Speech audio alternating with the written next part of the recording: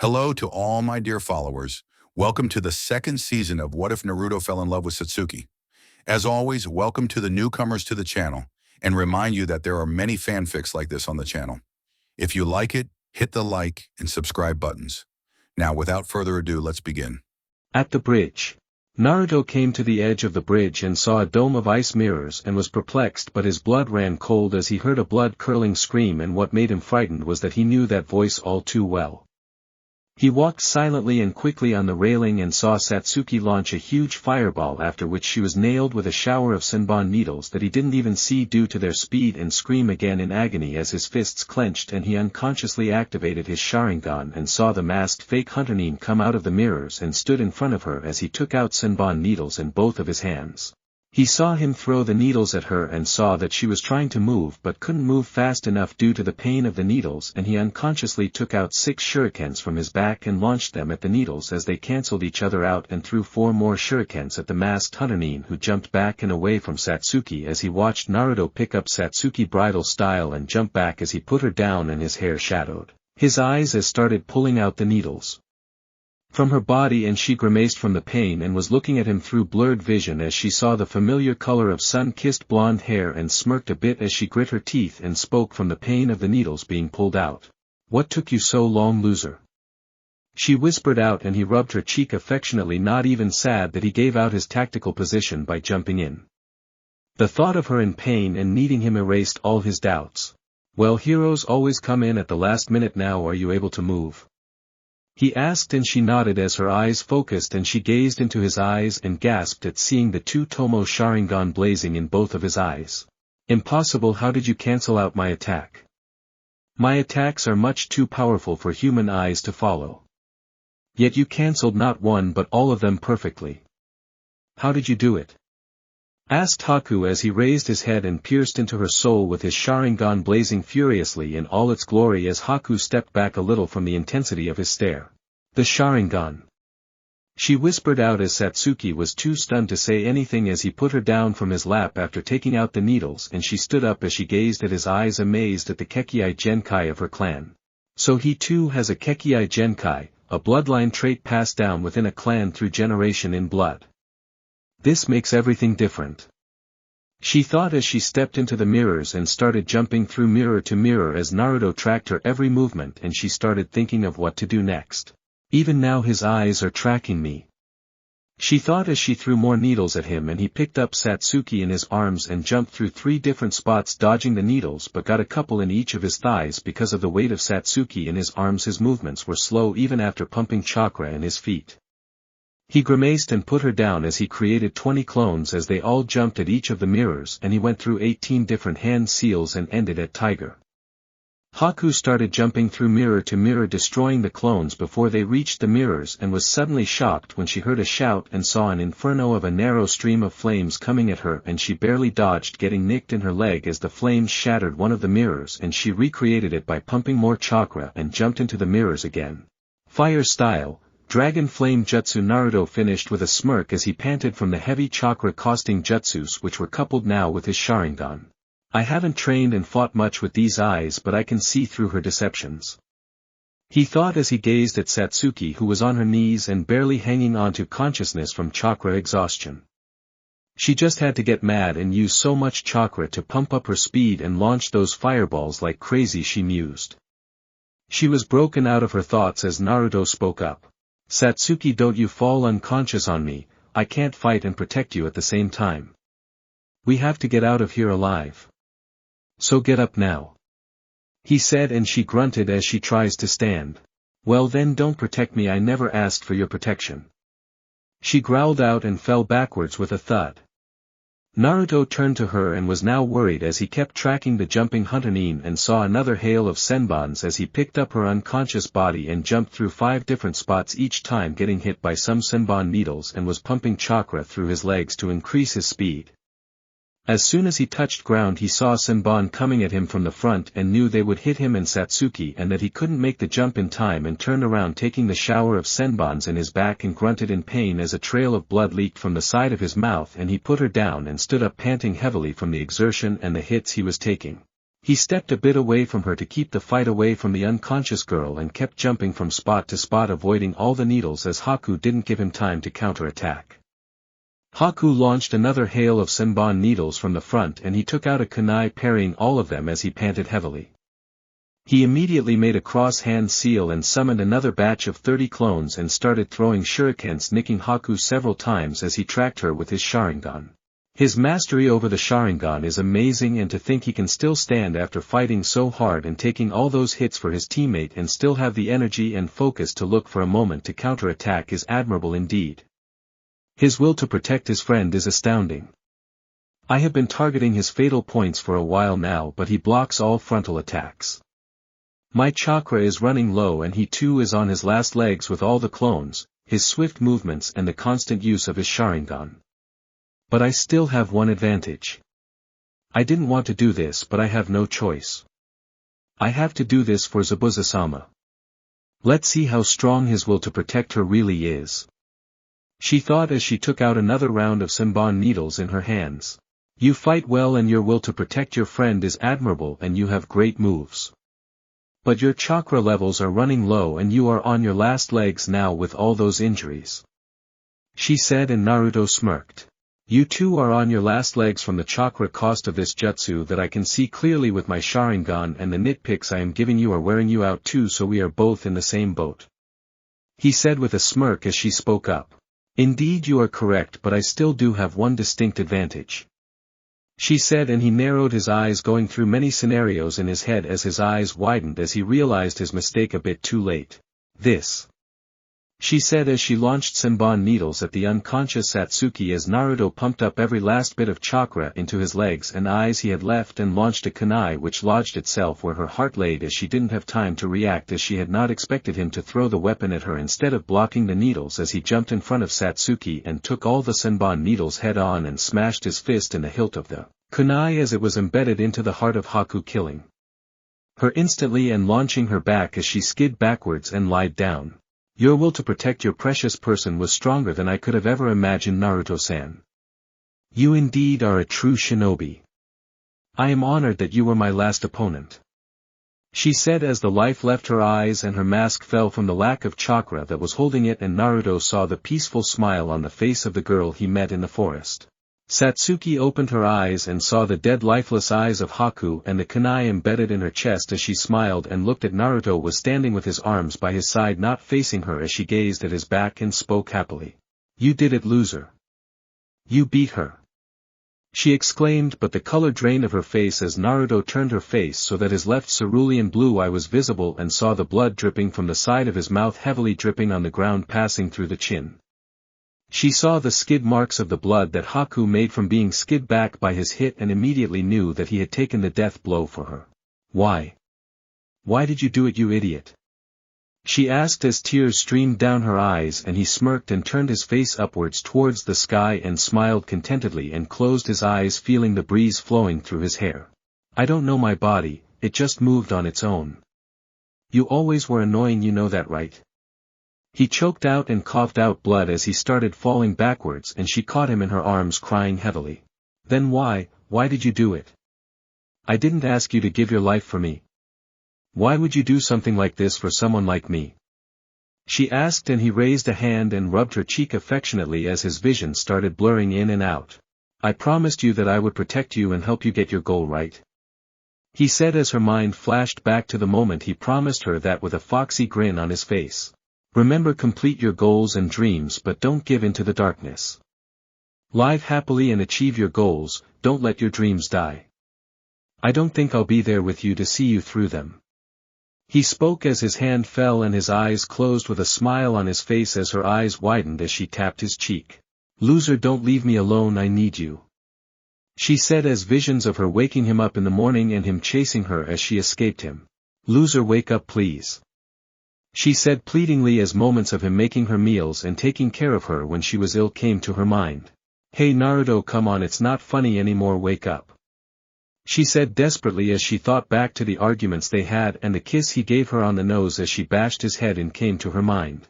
Please don't leave me alone again, you're the only one I have left. Don't go, not you too. She whispered, crying as the last moment he cried in her arms as held him close to her and he slept snuggling into her came to her mind as she screamed a blood-curdling scream to the heavens as her eyes bled red with a tomo in each eye. Her Sharingan awakening from the anguish she felt. Naruto. She screamed as the mirrors of ice shattered around her as the chakra dissipated from them, making a sparkling vision as she held him close to her. With Kakashi and Zabuza. Then show me what you can do, copy ninja, he yelled and started going through a long chain of hand seals when suddenly the ground all around him erupted and several ninja dogs came out and latched onto him, pinning him down as he howled in pain. Kakashi walked in front of him and Zabuza growled as he asked through gritted teeth. How? How did you track me even through this thick mist and no sound? He asked, and Kakashi I smiled at the bound swordsman. When you slashed me with your sword I let you slash me so that you got the scent of my blood on you for my ninken to track you and pin you down. Now it's time to end this. He said as Zabuza was shocked at being trumped and fooled like that. Let me show you the only jutsu in my arsenal that I personally created. Feel honored to see it in your last moments. He said and went through 3 hand seals as he held his left hand out and held his wrist with his right hand as blue lightning circled around him and concentrated in his left hand as he held it in his left hand and glared at Zabuza, who trembled. He is holding the chakra in his hand and it is so dense that it is visible. Is this it? Is this the end for me? He thought as Zabuza saw Kakashi charge at him, tearing the ground through the chakra as he charged at him. Lightning blade, he yelled as he charged at the trembling Kirinin and stopped suddenly as a blood-curdling scream was heard through the bridge. Naruto. He heard and his eyes widened in horror as they heard clapping through the bridge and both turned around to see Gato there with an army of thugs grinning. Well, look at the demon of the mist. He said sarcastically as the thugs laughed and Zabuza glared at him as the lightning in Kakashi's hand disappeared as he gazed at the image of Satsuki crying and holding onto a lifeless Naruto and a dead Haku as tears rolled down his eyes. Naruto, looks like I have failed you again. Sensei, please forgive me. He thought solemnly as Sakura and Tsunade rushed over to Naruto as Sakura tried to check over Naruto but Satsuki won't let him go. Gato, what is the meaning of this? He asked as he laughed. Well, Zabuza, you are too expensive to pay. I'll take your bounty and those of the Leaf Ninja that you have weakened for me and then swarm the village with my army and kill the bridge builder myself. He said as the army cheered as Zabuza growled. Kakashi, it seems we are no longer enemies. He said and Kakashi nodded as the ninken vanished and he picked up his sword and tossed it to Zabuza, who nodded gratefully and charged at Gato at blinding speeds through the crowd of thugs who stabbed him as he cleaved the short man in half and took out as many thugs as he could until only 50 remained as he fell down dead. Hey, he killed our meal ticket. Let's swarm the village after killing these shinobi. I've heard even dead shinobis are worth a good amount and we already have 2 dead mist ninjas and a dead leaf shinobi. Then we'll swarm the village. Their leader said, and they all cheered as Satsuki stood up furious that they wanted to sell the body of Naruto for money and stood next to Kakashi when an arrow lodged itself in between the 2 groups as they gazed back to see Inari and the villagers with weapons and ready to fight as Kakashi I smiled and created 50 simple clones and Satsuki created 5 as the thugs stepped back in fright. Alright, who wants to fight? Asked Kakashi and they all ran back to the edge of the bridge and jumped into the boat and ran off. The villagers cheered and were celebrating when a huge burst of demonic chakra released from Naruto as it swirled around him and a feeling of bloodlust washed over the bridge as silence permeated through the bridge. You should be grateful to your father, you damned brat, who tied your soul with mine with that accursed jutsu. If I wouldn't have been taken to the Shinigami too, I would have enjoyed watching you die. Be grateful to your father who put me inside you. The fox said in his mind and pumped his chakra, forcing as much as he could through the tightly bound seal. The wounds on Naruto started healing as the senbon needles popped out of his skin and color started returning to his skin as the red chakra made a cloak around his body and then receded. A few moments later Naruto woke up groggily and stood up, rubbing his aching temples as gazed at the stupefied looks of his teammates and Tsunade and grinned foxily, rubbing the back of his head. So what did I miss? He asked innocently as the whole crowd face faulted except Satsuki, who ran up to him crying as he thought she was going to hug him and smiled. Slap. The sound rang through the bridge as Naruto turned stunned at the trembling girl who had tears running down her eyes. Hey, what did you do that FO? He trailed off as Satsuki crashed her lips on his and wrapped her arms around his neck as he was wide-eyed. Then after a moment he held her closer, wrapping his arms around her slender waist as they kept their lips locked, and after a few moments the two broke off and Satsuki buried her face in his chest with a trembling body as his shirt was getting soaked from her tears as he had on hand, rubbing her back affectionately while the other was running through her silky raven locks as he put his chin over her head and pulled her close to him. I thought I had lost you, that I would be all alone again. Please don't do it again. I would have killed myself after burying you. I can't go on living in loneliness and fall into the darkness. I need you. Don't do anything like that again. She said in between hiccups, and he cooed her and kept holding her. Sure, I'm alive right now, right? I am not that easy to kill, you know. Those little needles won't kill me. At the very least a blast enough to level Iwa would be needed to take me down and away from you. He said playfully, and she giggled and punched him in the chest playfully. Bastard. She whispered, and he smiled. Bitch. He replied, and both chuckled as they broke off to see the whole crowd staring at them as they came out of their own world, and both blushed heavily as Satsuki gained an annoyed look on her face. Hey, we just freed your country right now, go on and celebrate or something, and if you keep staring there might be some villagers short at the inauguration of the bridge. Now buzz off. She said in an annoyed tone as the villagers scrambled, seeing her glare with the Sharingan that she activated for a moment before. All members of Team 7, Tsunade, Tsunami and Inari laughed as they started walking back to the village. Kakashi asked about the battle in the ice dome, and after they explained everything he told them the result of his battle and that he was proud of all of them, and they all showered and changed into their night clothes. Naruto went to his room and got into his bed and closed his eyes. Kakashi was going to enter the room he shared with Naruto when Satsuki caught his wrist and stared at him. Let us share the room for tonight. I want something answered to me alone and want the answers now. You can share the room with Sakura for tonight. She said, and he nodded and stepped back.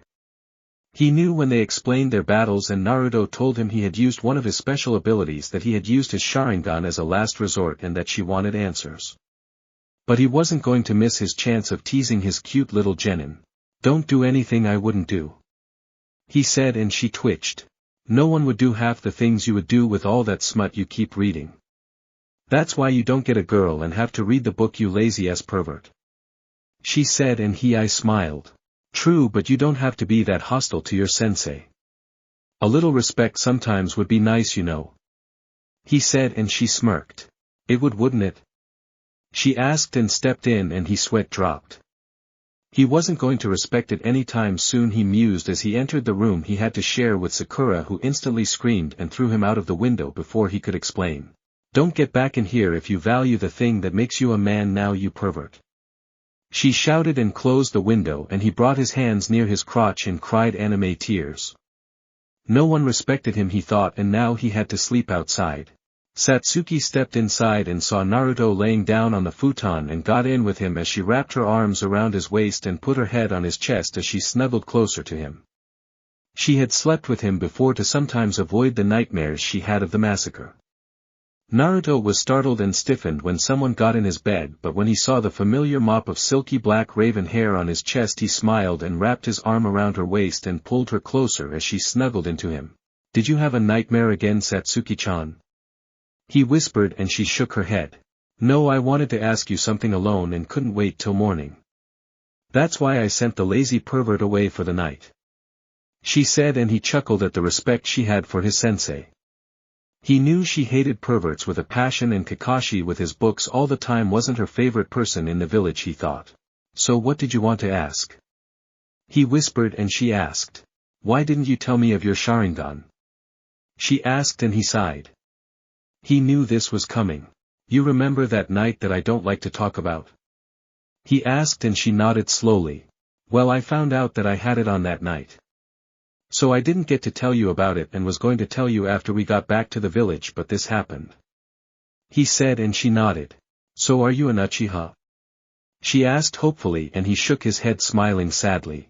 No, I asked the old man and he told me I didn't belong to the Uchiha clan but didn't say much of my heritage.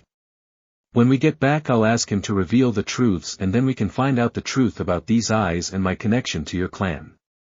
he said, and she nodded, and both stayed silent for a few moments before Naruto spoke up. So you awakened your Sharingan, congratulations. He said, and she stayed silent, and he was confused as to why she wasn't happy. I don't like the way I awakened it. She whispered, and he was confused. Didn't she awaken it in the heat of battle? He thought to himself. Why? How did you awaken it? He asked, and he felt his shirt get wet and saw that she was crying silently. The pain and anguish of seeing your death due to my weakness forced them to awaken. She whispered, and he rubbed her back affectionately, and she calmed down. He hated her seeing so weak and vulnerable, and was himself guilty for making her like that. I'm sorry, because of my weakness you almost die. She was cut off as he spoke up.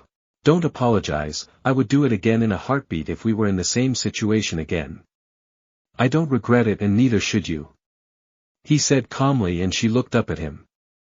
He saw an emotion in her eyes that he had never seen before. Warmth. She leaned up and captured his lips as they kissed each other for a few minutes, and then broke off as she looked flushed, and her face had a rosy pink tint on it, her skin shining in the moonlight, and she laid her head on his chest again. Thank you. She whispered, and he smiled and kissed her head, and she lulled to sleep listening to his heartbeat, and he too fell asleep, letting the exhaustion for the day take over him. The next morning, Kakashi came into the house, his back sore from sleeping on the roof, and Sakura came out from her room feeling well rested as they walked up to Naruto and Satsuki's room and went in and were stunned. There were Naruto and Satsuki in a single futon cuddling as she had her face buried in his neck while he wrapped close to him, his arms wrapped around her waist and the blanket covering them to their necks, as Sakura thought they looked so cute together and yelled kawaii. And Kakashi giggled perversely as Satsuki's eyes fluttered open while Naruto groaned and pulled her closer as she looked through the sides of her eyes and sent an annoyed glare at Kakashi, who I smiled and had to jump as a kunai suddenly went through where his crotch was and he turned as white as a sheet. Satsuki had thrown it so fluidly as to not move as Naruto slept oblivious to everything happening around him. Get out, or the next time I won't miss. She whispered in a threatening voice as he gulped, and after a moment sweat dropped. Why were his female genin threatening his precious jewels so frequently? The both of them scrambled and ran out, closing the door as she buried her face in his neck and fell into a deep slumber with a smile. Naruto woke up at noon feeling refreshed and no signs of exhaustion in his body as he gazed at Satsuki, who was wrapped up around him, and smiled. He gazed at the clock and saw that it was noon and thought he should wake her up. She looked so peaceful that he didn't want to wake her up but knew that he had to, then had an idea. He leaned down and pecked her soft and supple pink lips as her eyes fluttered open and she smiled. Ohio, Satsuki-chan. He whispered. Ohio. She spoke softly and yawned cutely as she kissed him on the cheek, and both got up and went down to the dining table, both hungry, and saw some breakfast resting on the table as both sat down on the dining table and started eating in silence. Kakashi and Sakura got up from the couch and joined them. Kakashi was about to ask them if they were all right from their injuries when Sakura spoke up. So are you two a couple now? She asked suddenly, and Naruto choked on his food and Satsuki looked at her annoyed. None of your damn business, Banshee. She said, and Sakura glared at her, then stared at Naruto, who glanced at Satsuki, who was also staring at him, and shrunk under their gazes. Not knowing what to do, he glanced at Kakashi for help, who I smiled and decided to help his blonde genin out of the situation. So Naruto, how are your injuries? Do you need any treatment or medical attention? He asked, knowing that he healed fast due to his tenant and didn't need any medical attention, and Naruto nodded gratefully at him for the change of topics. No sensei, I heal fast, I am fine, just had a little exhaustion but a great night's sleep and I'm ready again, he said, and I smiled and nodded. Sakura forgot about the question and her jealousy for the moment, but Satsuki still remembered it. Naruto walked into his room to get ready for the day when he was pinned to the wall courtesy of Satsuki, who was glaring at him. Are you ashamed of me? She asked, and he looked at her confused. No, why would I ever be ashamed of you, Satsuki-chan? He asked cluelessly, and her glare intensified as her Sharingan blazed to life, and he gulped harder. Then why did you dodge the question of the Banshee? Don't you like me? She asked, and he looked away, not meeting her eyes. I didn't think you would want rumors to be spread around the village of you concerning yourself with a clan-less orphan like me. I mean, I know how the people of the village treat me, and you shouldn't associate yourself with me. He said, not meeting her eyes as her Sharingan disappeared and she turned his face to her, gazing lovingly into his eyes. I don't care what anyone thinks. Do you want to be with me? She spoke softly as his eyes watered, and he nodded, and she smiled and pecked him. Good, then don't be ashamed to admit anything about us to anyone, all right? She spoke softly and rubbed his whisker marks, and he nodded as she let him go, and both got ready as they went to meet Haruka. 2 weeks later. At the completed bridge. The bridge was completed faster than expected, with the whole village helping out and Naruto there with his clones, as Kakashi too created some clones for help, and today was the day that Team 7 had to leave back for the Leaf Village. Haruka came running through the crowd and threw herself at Naruto, and he caught her as she cried in his chest. Angel-kun, don't go. She hiccuped, and he smiled. He had gotten her admitted to a really reputed orphanage nearby the Leaf Village, and they were going to take her there tomorrow, and until then Tsunade would take care of her. He had put the expensive fees for the orphanage to the account he used for his weapons that the old man gave him access to, and knew he had to talk to the old man about it and would pay for it through his missions pay to repay the old man. He rocked and cooed the little bundle as she calmed down. We talked about this, didn't we, Ruka-chan? You have to stay there, and it's a great place. They'll take good care of you, and you can write to me regularly. I have left my address with them, and don't worry about anything. Ask for anything you need there and I'll take care of the money, all right? I'll come visit when I can. Now I have to go. He said, and she nodded and went back as Tsunade picked her up, and he nodded to her with a grateful smile. He had to calm down Inari too when they finally said their goodbyes and left. So what should we name the bridge? Tsunade asked, and Tsunade replied. I have a name in mind.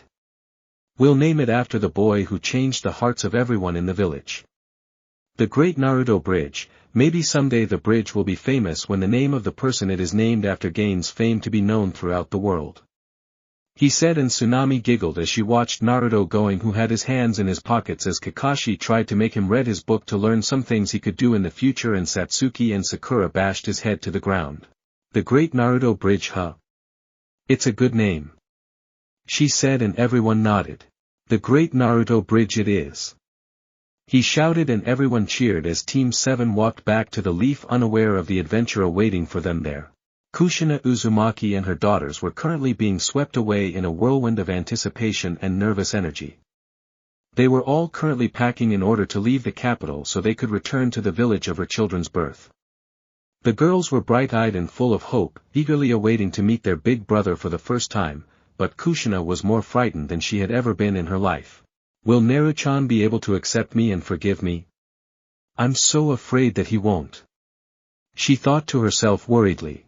As she was going through the motions of sealing her belongings up, her mind was left free to wander, and her stray thoughts brought her to reflect upon the last 13 years. 13 years, 5 years of horrible, inexcusable mistakes, and 8 long, frustrating years of doing all she could to try to be part of her son's life, only to be blocked at almost every turn by a very determined and unyielding Hiruzen Sarutobi. Flashback. Kushina walked through what was left of the village gates at the crack of dawn toward the carriage that would take her and her new family to the capital with her newborn daughters in hand. As she was about to enter the carriage, she looked back and saw Hiruzen standing at the dislodged entryway to the village with a sleeping Naruto in his arms. The sickening disgust she saw in his eyes as he glared at her before he turned his back to her and walked towards the Hokage Tower hurt her immensely.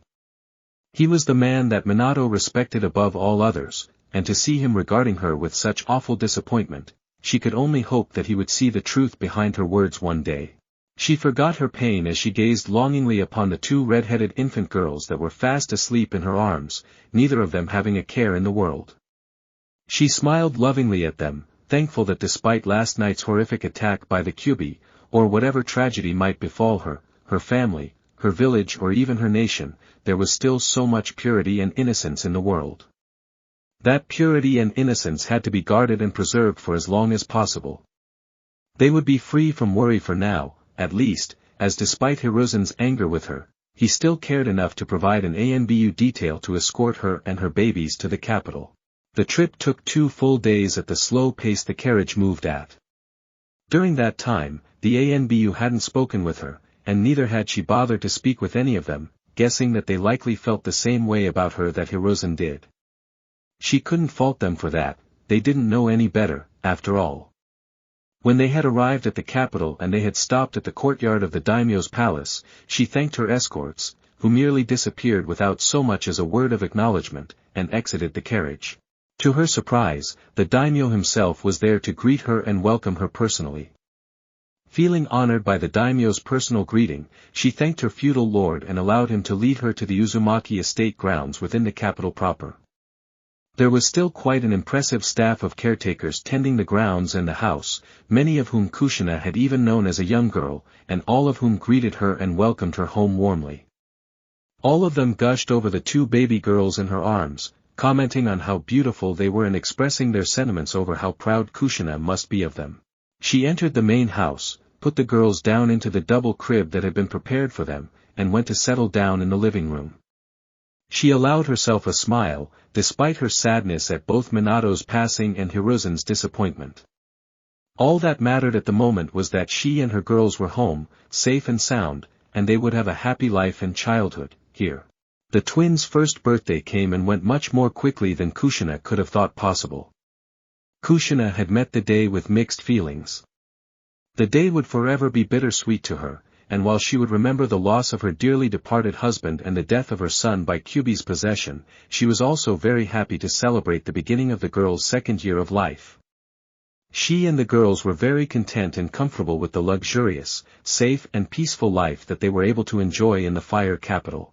She had written to Hiruzen, giving him the annual report she promised she would give to him every year detailing her health and the health of the girls, and when she began training them, she would let him know how that was progressing, too.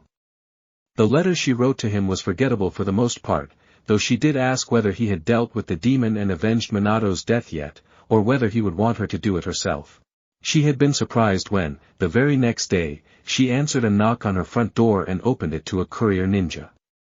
The courier had an official certified letter addressed from the Hokage to her, a letter that she had to sign for. Whatever this was, Hiruzen was sending it to her as the Hokage, not as an old family friend, and he wanted a guarantee that she received it. Signing for the letter and dismissing the courier ninja, she closed her door, took the letter to her kitchen table and unsealed it. As she opened the scroll and read its contents, unlike the letter she sent to Hiruzen, his words would forever burn themselves verbatim into her psyche. Uzumaki-san. While it gives me great relief to know that you and your daughters are well, and that you are enjoying the protection of the daimyo, the guardian ninja 12 and the samurai forces of the land of fire, your request to murder your innocent one-year-old son is not well received at all. As I informed you last year, your intent towards your son was seen even by your husband in his final few minutes of life, and he took steps to protect young Naruto from you. You dishonor Minato with your evil, twisted desire to harm an innocent, your own son, no less. He must be rolling in his grave with disgust and fury at how far you've fallen, and I have no doubts at all that he would spit in your face if he were to see you now. I myself am thoroughly ashamed and disgusted that I once thought of you as a daughter, no longer. From this day forward, you are my subordinate, and I am your Hokage, nothing more. As Hokage, I hereby prohibit you from returning to Konohagakure no Sato before your son and daughter's anticipated date of graduation from the Shinobi Academy. Exceptions to this executive order will be as follows. 1. If I summon you back, you are to answer my summons and come to Konoha immediately, where you will be escorted directly to my office upon your arrival at the gates. At no time during your visit will you be permitted to walk the village grounds without an escort. At the conclusion of the business for which I summon you, you will immediately be escorted back to the gates and sent on your way, once again prohibited from village entry. 2. If you send me advance notice via official communication of your intention to come to the village, and the date you expect to arrive, you may come to Konoha's gates, but you will be detained at the guard station until an ANBU can escort you to my office so that you can conduct whatever business you will need to conduct with me before once again being escorted back to the gates and sent on your way, once more being prohibited entry without either an official summons from me or advance notice of your arrival. Should you be found approaching Konoha's gates or within Konoha's walls without having met the conditions of either of these exceptions, I will have no choice but to assume that you have come to either harm young Naruto or end his life, and I will have you executed on sight for charges of treason against Konohagakure no Sato and conspiracy to commit murder of the Namikaze clan heir. After your execution, your daughters will be brought back to Konohagakure no Sato to be placed in an orphanage while allowing them to be raised and trained to be shinobi of Konoha.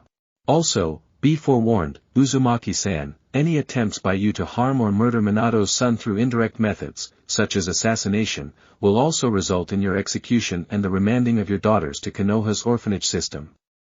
As is standard protocol, this executive order has been officially stamped with the seal of the Hokage and submitted to the daimyo for his records and perusal. Ordered by Hiruzen Sarutobi, Sandaime Hokage, Konohagakure no Sato. Kushina was stunned beyond belief at what she had just been sent. To think that the professor that was always so kind to her had written such cold-hearted words shocked her.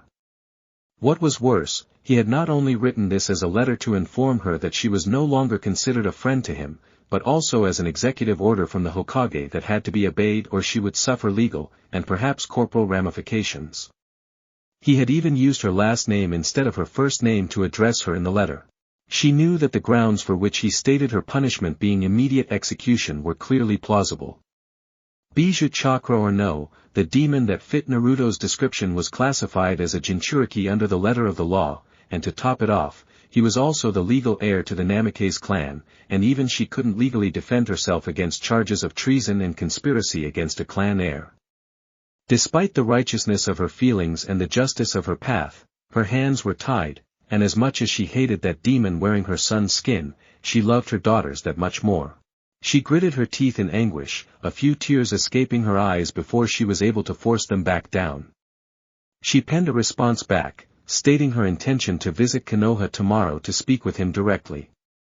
Once completed, she informed the nearest maid that she had business in the capital, and asked her to tend to her daughters until her return. It was 3 hours later that she received an official acknowledgement from Hiruzen via messenger hawk stating that the gate guards would be expecting her arrival tomorrow and that she would be provided an escort to his office. She left for Konoha early the next morning, once more leaving her children in the care of the Uzumaki staff, taking to the trees to travel quickly and arriving in 3 hours. As told, she was detained at the gate to wait for an ANBU to escort her to the Hokage's office. It was a male, hawk-masked ANBU that arrived to escort her to the Hokage, taking her to him via Shunshin.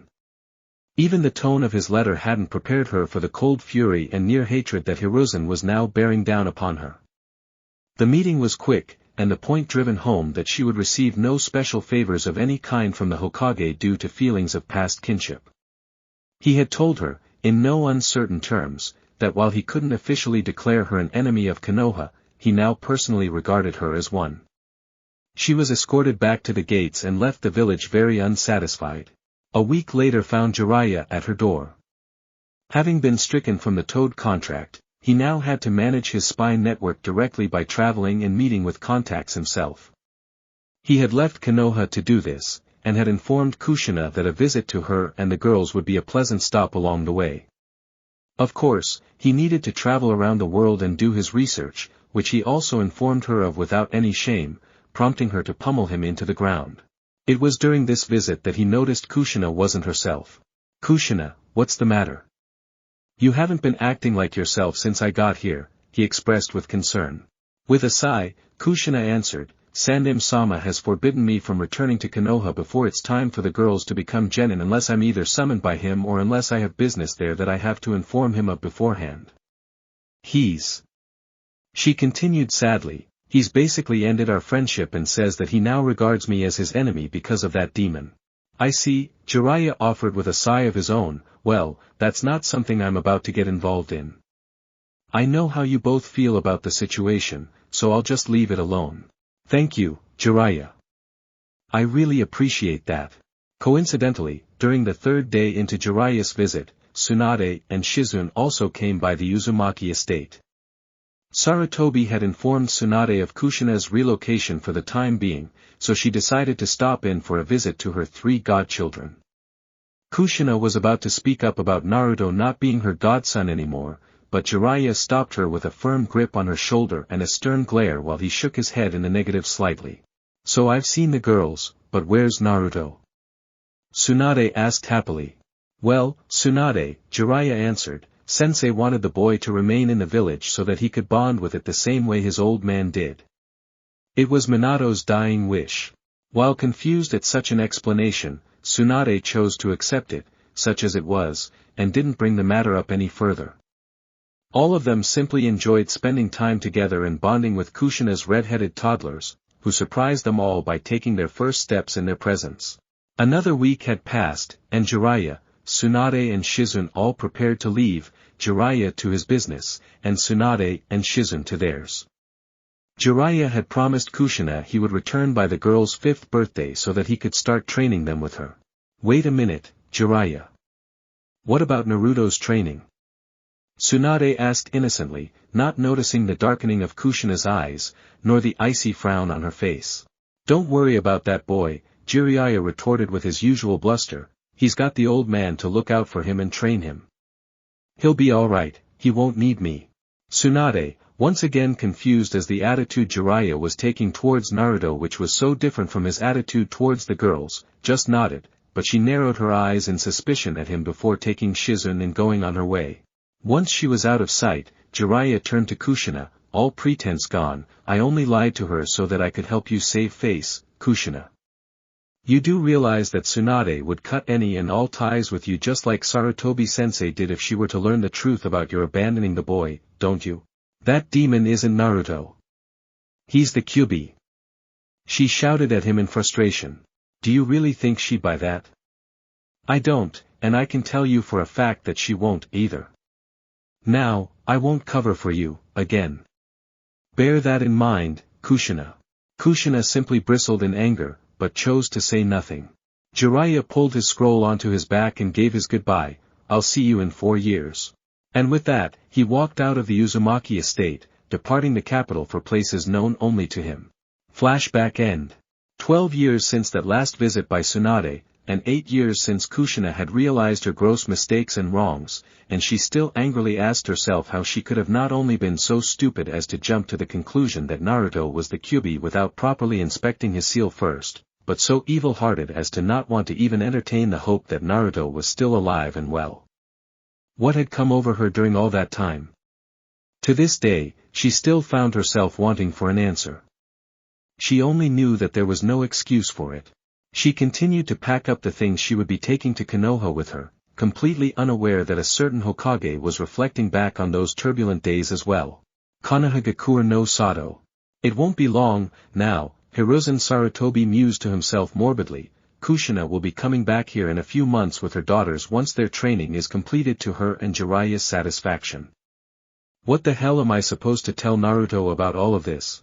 Hiruzen had made a good many mistakes and questionable judgment calls regarding Naruto, judgment calls and mistakes over what to tell him, what not to tell him, how to handle the knowledge that he'd been keeping from Naruto for all of these years, all for his own safety and to keep him as stable as he possibly could, given the poor boy's circumstances. Thinking of Kushina made him think back to that day he gave Jiraiya the photo of baby Naruto with his seal exposed, the day which would mark the beginning of his own mistakes regarding the boy and his mother. Flashback. Hiruzen was in his office going through the usual paperwork he dealt with. It was a month before Naruto's 5th birthday, and he was still working to fit in time to celebrate it with him. His train of thought was interrupted as Jiraiya came in through the window. Sarutobi quickly looked at him and nodded, not even cracking so much as a smile. He could tell that Jiraiya was perplexed. After all, he usually smiled at seeing his former student but just couldn't bring himself to do so after his last disappointing encounter with him on the night of Naruto's birth. Of course, he knew that Jiraiya would also likely attribute it to the pressure he must be under with the work of the village. But the truth was that Hiruzen had lost almost all respect for his student and eventually came to realize that, while he had trained 3 great shinobi, they were lousy people. Of the 3 of them, Jiraiya was the only one that had continued to give Hiruzen any hope, and that hope was dashed on the night of his successor's children's births. Now, he regarded all 3 of them as nothing more than failures and disappointments. Hey old man, how's it going? Jiraiya asked jovially. I'm doing fine, Jiraiya, he responded in a near monotone, and asked, how are you? Without even bothering to look up from his paperwork, not noticing Jiraiya's grin. I'm doing great. My research is coming along well and I'm excited to train the twins after their birthday when I return to Kushina. Unfortunately, I won't make it back to the party in time and I'll miss all those beautiful noblewomen, he whined, to which Hiruzen sighed and just shook his head in resignation. Jiraiya hadn't changed at all over the years. Hey, how's the kid, what was his name?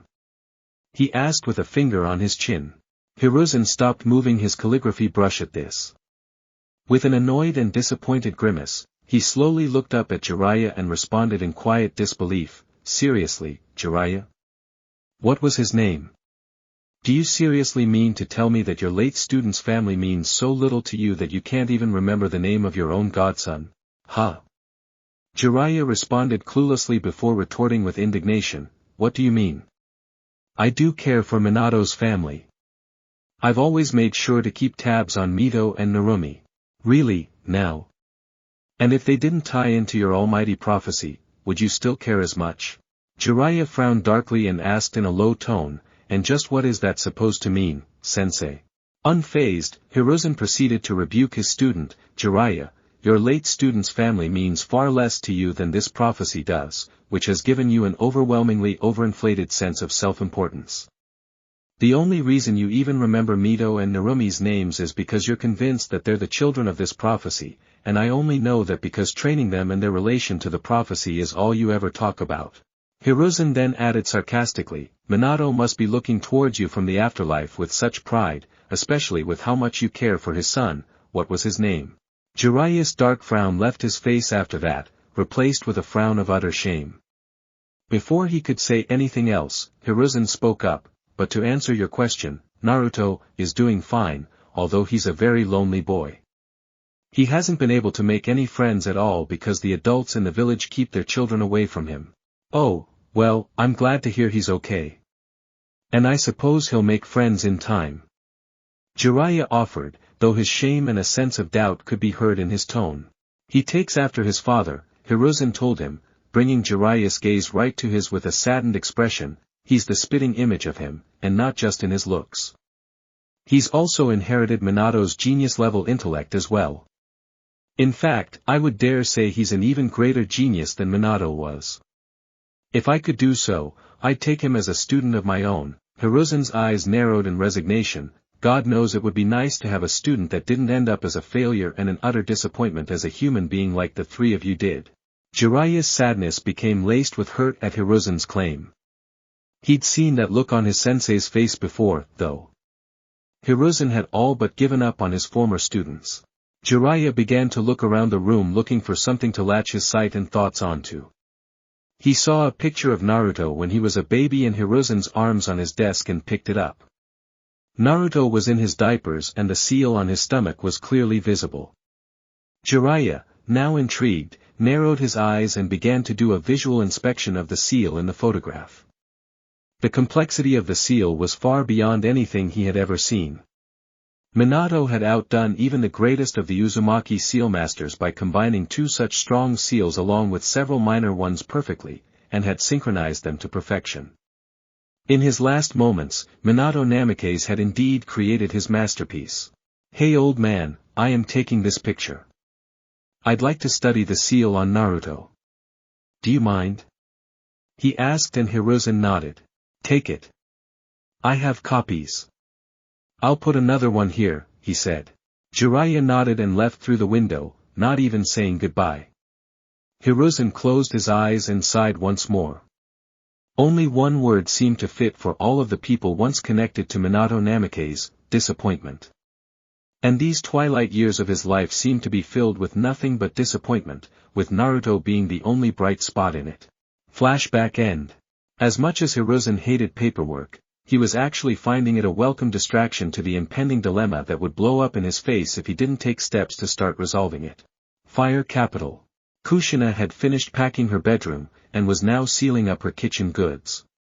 Her cast iron skillet was still as beautiful and black as the day she had first acquired it. She'd taken very good care of it and used it to cook countless meals for herself and her girls. But with that thought, she began to think of all the meals she had never cooked for her son. It was when she was preparing this particular pan for use that the horrible truth had been made known to her. Flashback. It had been a month since Kushina had thrown the twins' 5th birthday party and she had started training them. She had been trying to teach them how to unlock their chakra, and even with her guidance, the twins had just succeeded this morning. That had to be some kind of record. She was currently starting to cook dinner, having just turned on the stove, heating up her cast iron skillet so she could make a stir-fry. It was as she was doing this that she heard Jiraiya barge in through the front door and bellow a greeting. Kushina turned off the stove and ran out of the kitchen to greet him, smiling as she saw him for the first time in almost 4 years. She tackled him in a hug as he also threw his arms around her and spun her around in a couple of circles. "Oh, wow, it's good to be back here," Jiraiya exclaimed. "I'm glad you're here now, Jiraiya," Kushina offered. "I'm just getting dinner ready, and I'm sure you're hungry." "You have no idea." Kushina called in Mito and Narumi, introducing them to their grandpa Jiraiya. Both of them managed to find a place in his heart quite easily as he got on the floor with them and played with them until dinner was ready. The meal was pleasant, with Jiraiya getting to know the two excitable little red-headed rascals. It was shortly after the meal was over that Kushina declared the girls' bedtime. Both of them groaned but complied, knowing better than to argue with their scary mother. Once they were in bed and asleep, Kushina began talking to Jiraiya, who was smiling fondly over his time with the girls. "Once again, I've had one hell of a time trying to teach the girls. They're both a bit slow, definitely more physical than cerebral, if you get my drift." Jiraiya's smile quickly faded upon hearing this, replaced by a melancholy frown as though he'd been reminded of something painful. "What's the matter?" Kushina asked him, concerned. "Hey Kushina, I need you to take a look at something," he answered before pulling a couple of pictures out of his pocket and handing her one of them. Kushina examined the picture she was given. It was a blown-up image of a very complex seal. She looked at it critically, not understanding what he wanted her to do. "Study that seal carefully, Kushina," Jiraiya instructed, "and tell me what you see." She did as she was asked, studying the seal very carefully. It took her almost half an hour to determine the full capabilities of this seal. She even had to pull out some paper and a pen so that she could take some notes to keep from missing some of the functions. It wasn't just a seal, it was a magnificent work of art. Even the seals on the girls' stomachs didn't compare to what she was looking at. It was far beyond anything she was capable of. She would dare say that no Uzumaki had ever made a seal so complex or so perfect. She had seen the Uzumaki clan's works on seals, and none of them described anything that was as complex as the seal in Jiraiya's picture. It's amazing the way the seals in this array are all synchronized, even with the two high-powered base seals. This could seal off anything the seal master wanted and it would work perfectly. "I don't think I could even begin to replicate this," she exclaimed excitedly. "What would you imagine the limits of that seal being?" Jiraiya asked. "I don't think it has any," Kushina exclaimed, looking at it. "I'd imagine it could seal all 9 of the bijou into one host and still have enough power for more." "So then, this is a seal you would trust without a doubt." "I would trust this seal with my life. If..." Kushina's voice saddened, breaking slightly. "If only this seal had been used with Naruto, I'd still have my son." "Kushina," Jiraiya began sadly, letting out a heavy sigh before handing her the second picture and telling her, "That is Naruto's seal." Her eyes went wide in dumbfounded, fear-filled shock. What did you just say?" "This seal was Minato's last work, his masterpiece," Jiraiya explained, pointing to the second picture, a picture of Naruto as a baby with his seal exposed, with Hiruzen cooing at him while he appeared to be giggling happily. He put it on Naruto to seal the soul and body of the Kyuubi completely, making sure it had no chance of ever taking over his own son. "I was surprised myself when I saw this picture in Sensei's office, but Minato really outdid himself with this one. Hell, he outdid every seal master I've ever heard of when he made this." She stood up in horror and took a step back only to collapse a moment later, her legs refusing to hold her up. Her eyes began to well with tears of horror, anguish and torturous remorse. How could she not have seen the complexity of the seal that night she had checked the triplets? She remembered back to the night of their birth, the ripping of the bijou from her body, and the emotional distress of Minato, knowing that he was taking his dying breaths. She hadn't even bothered to study the seals at length until she'd made it here. She didn't notice the intricacies of the seals at first glance, she had just stabilized them with her chakra as quickly as possible. No. She whispered out in utter horror, her tears beginning to fall. 5 years.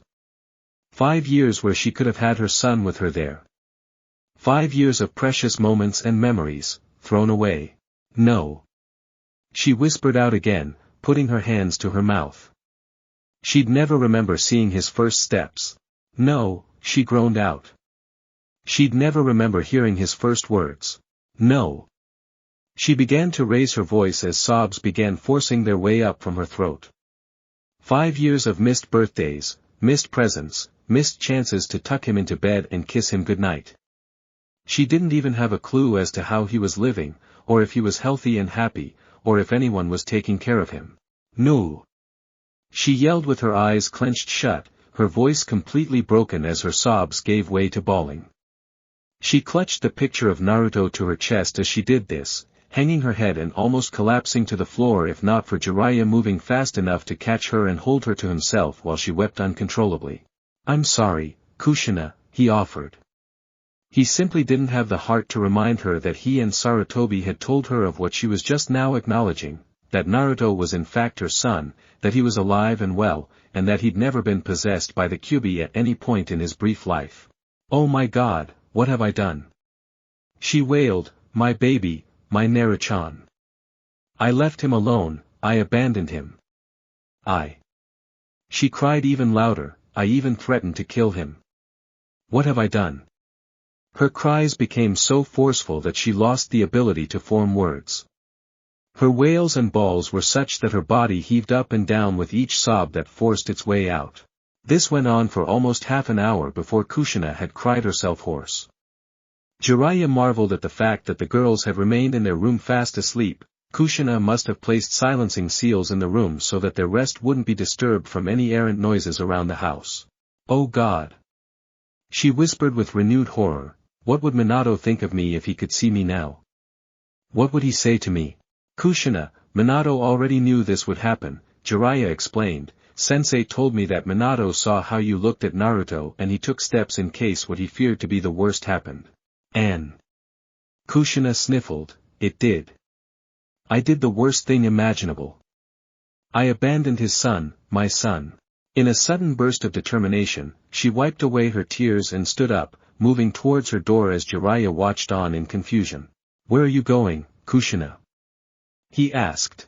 Without stopping, she answered, "I need to send a message to Konoha by messenger hawk. I'm going to tell Sandame-sama to expect me tomorrow morning." "You're gonna what?" "I'm bringing my baby boy home." She fired back, opening and closing the front door as she left through it.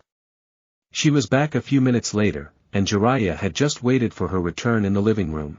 "Kushina, are you sure you know what you're doing?" Jiraiya asked warningly. "It doesn't matter if I do or not, I'm bringing my Naruto-chan home. I'm going to apologize for not being there and I'm going to do whatever it takes to make it up to him. I won't let him stay alone anymore. As soon as I get the message, I'm leaving for Konoha." Both of them stayed up throughout the night. It was a couple of hours before dawn that a messenger hawk delivered a response from Sarutobi, stating the usual conditions. Kushina stood up and prepared to leave the house once more. "I'm heading out, Jiraiya. Take care of Narumi and Mito for me. I'll be back as soon as I can." She left the house before he could say anything more, speeding her way to Konoha as fast as her legs and the treetops allowed. Konohagakure no Sato. The sun was just beginning to peek over the horizon as Kushina arrived at Konoha's gates. They looked a fair sight better than they had when she came 4 years ago, and even the damage caused by the Kyuubi that night was completely repaired without any trace of it ever having been there. She checked in with the gate guards, who had indeed been expecting her arrival, though not quite so early, and waited there for her ANBU escort to the Hokage's office. She only waited a few minutes, surprised that Sarutobi was awake and at work this early. It had just passed 6 o'clock, and the village as a whole was still asleep. The ANBU took her shoulder, and without another used Shunshin to get himself and her to Hokage Tower. "Hokage-sama, escorting Kushina-sama to your office as ordered," he said. With a nod of acknowledgement from Hiruzen, the ANBU vanished. Hiruzen's eyes hardened as they focused on Kushina. He asked coldly, "What business brings you here, Uzumaki-san?" "Hokage-sama," Kushina greeted him formally with a humble bow, surprising the man. "I have realized how badly I messed up when I abandoned my baby boy all those years ago. I'm asking." She got to her knees and bent her hands and head to the floor. "No, sir, I'm begging you, please let me see my Naruto-chan so I can bring him home." A growl from Sarutobi's throat caused Kushina to lift her head. Despite the tears that were beginning to fall down Kushina's face, the Hokage's eyes remained steadfast in their iciness. "After what you pulled, both that night and the year afterwards, you expect me to suddenly believe you've seen the light and now want to make up for your mistakes. I understand your doubts, Hokage-sama. I don't blame you for having them. But Jiraiya showed me the seal Minato put on Naruto, he made me study it in depth, and I could see that there's no chance of the demon taking over. Please, Hokage-sama, let me bring him home, or at least let me bring my daughters back here so that we can live together in the village with him." "No, Uzumaki-san. I can't do that. More to the point, I won't do that," he said. She flinched at his tone, then became desperate. "Please give me back my son, I'm begging you. Please, Hiruzen." He glared at her when she used his name, but she didn't stop. "I need him just as much as he needs me.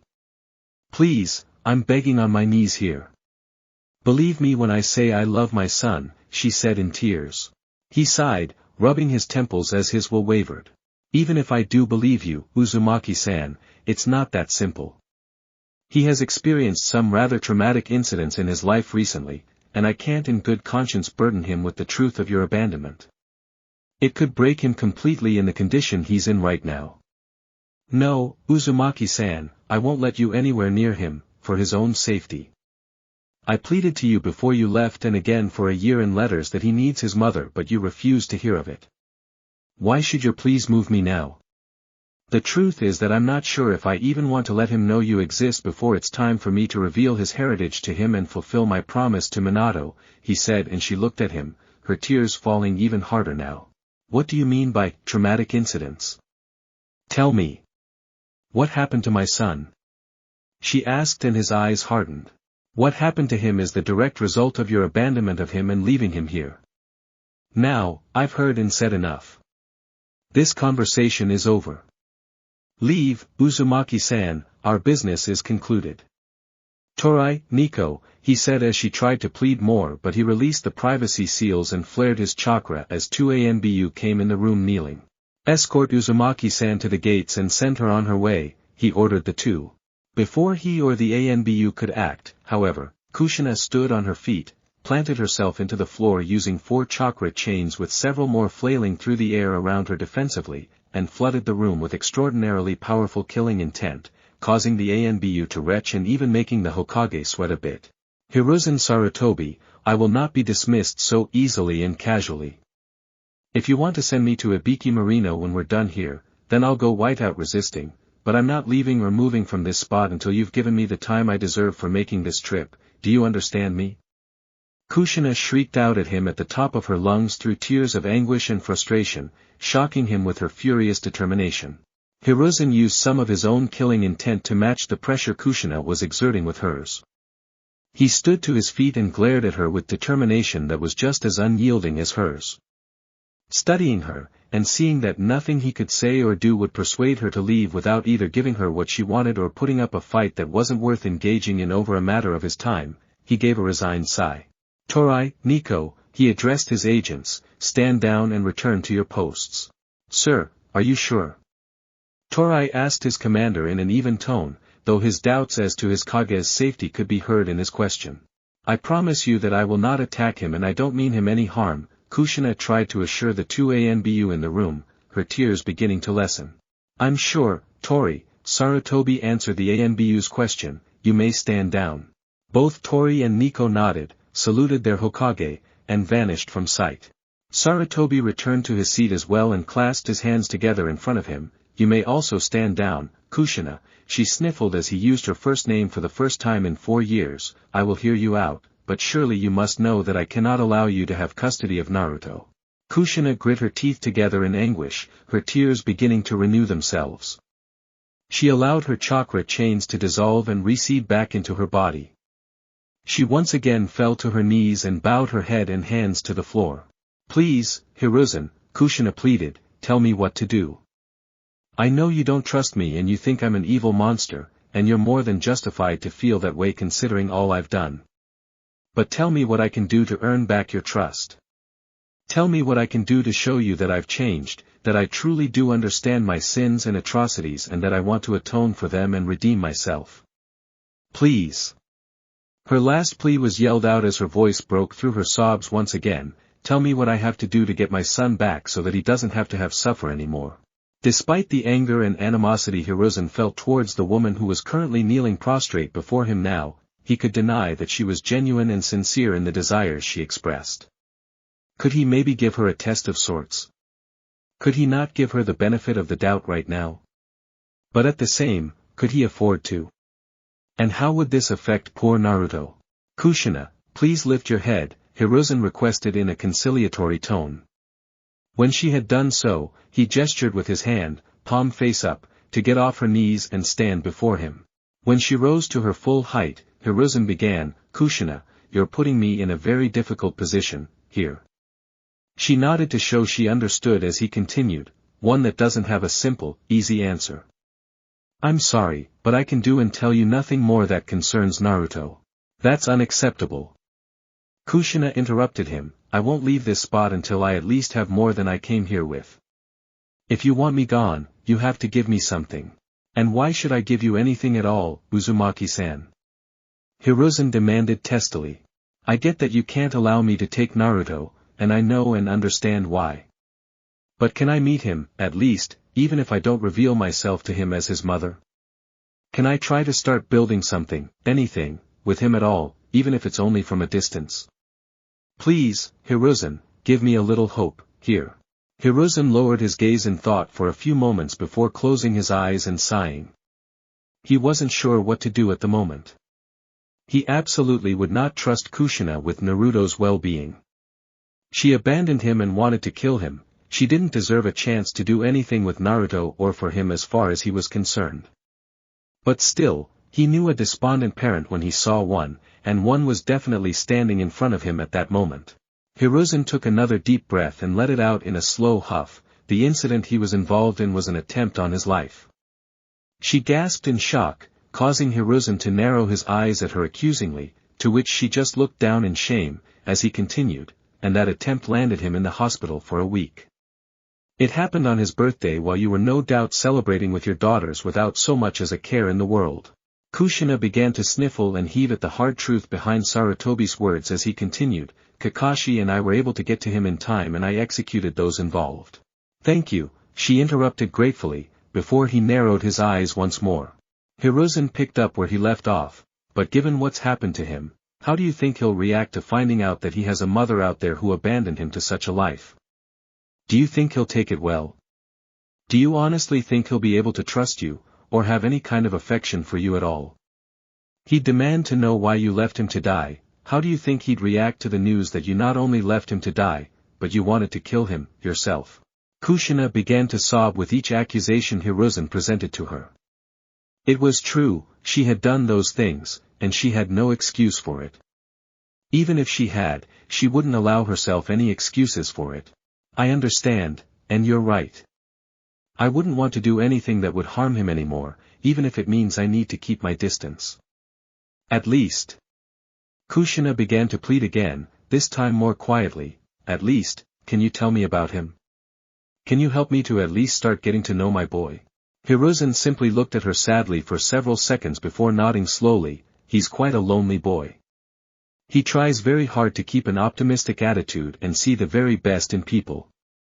Kushina began shedding silent tears as she listened to him explain, he's a natural-born censor, and he has been for quite a while now. Kushina's eyes went wide with surprise and awe at this revelation. Awakening a censor ability at such an early age. It was unheard of. Was Naruto a natural-born prodigy? And what I'm about to tell you, Hiruzen warned, is something you must not reveal to anyone at all under any circumstances. Not to your daughters, not to Jiraiya, not to anyone. Do you understand? Kushina nodded staunchly, showing that she understood how grave the information she was about to receive was. When he was attacked, Naruto awakened his Sharingan. He told her matter-of-factly, the youngest person on record ever to do so. Minato's genes run strong within him, then. You must be quite proud of him. I can't help but feel proud of him right now, even though I don't deserve to. Well, yes, I'm quite proud of him, but I'm also immensely saddened for him at the same time.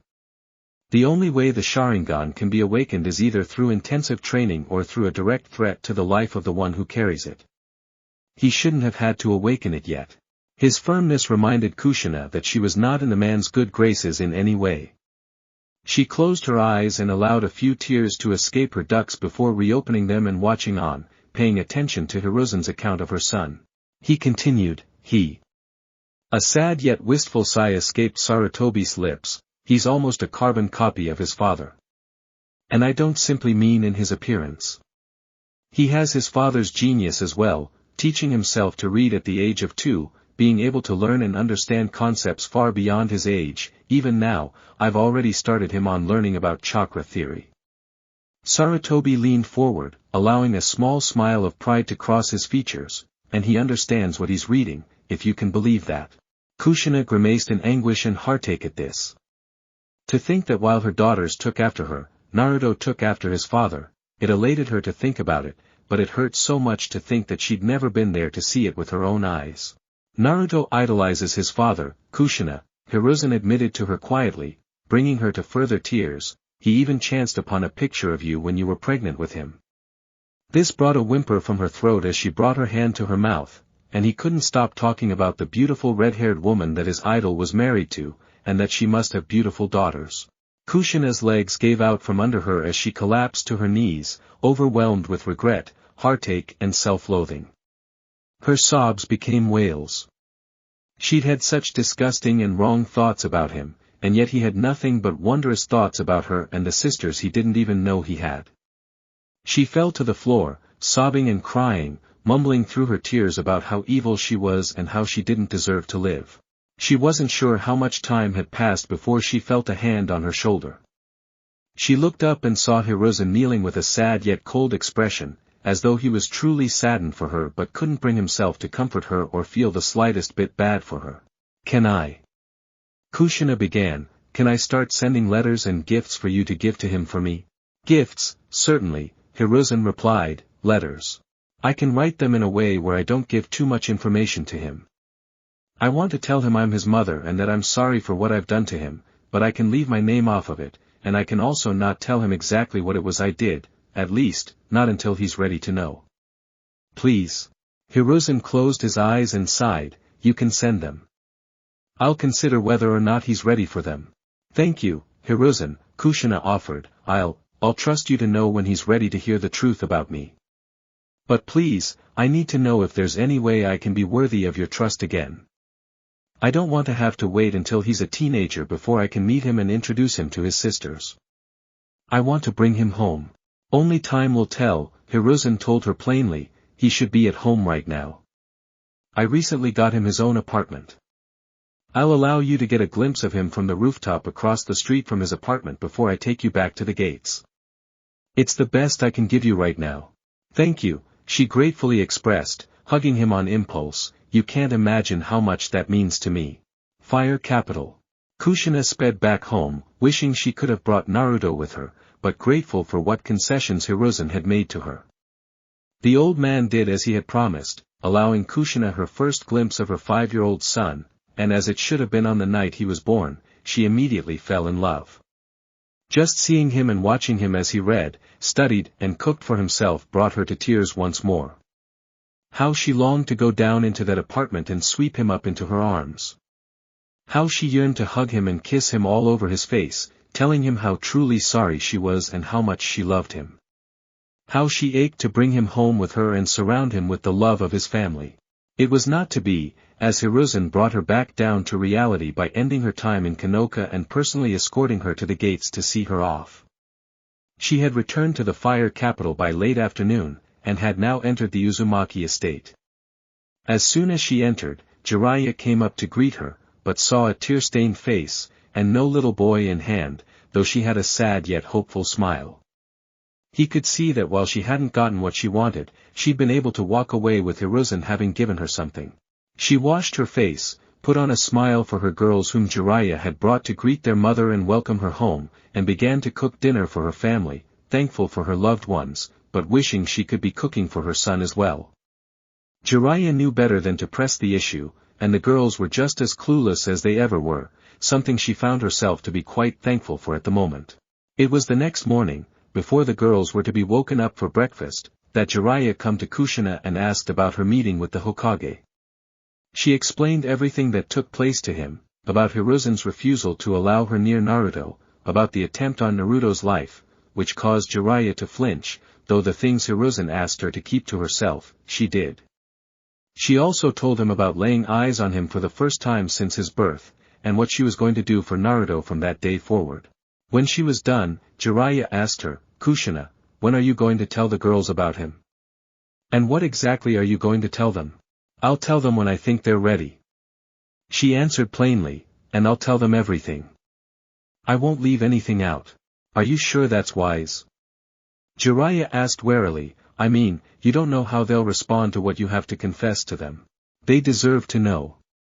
How they'll react to me isn't what's important.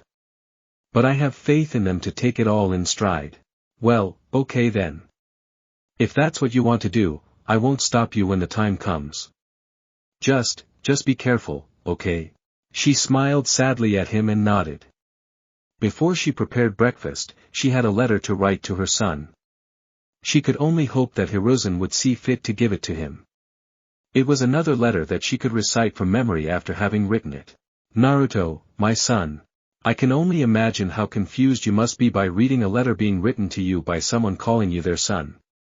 But it is true, sweetheart. I am your mother. I know this must cause you to ask so many questions, and I'll try to answer what questions I can anticipate you asking, okay? But I can only tell you certain bits and pieces of my story because of the deal I've had to make with the Hokage.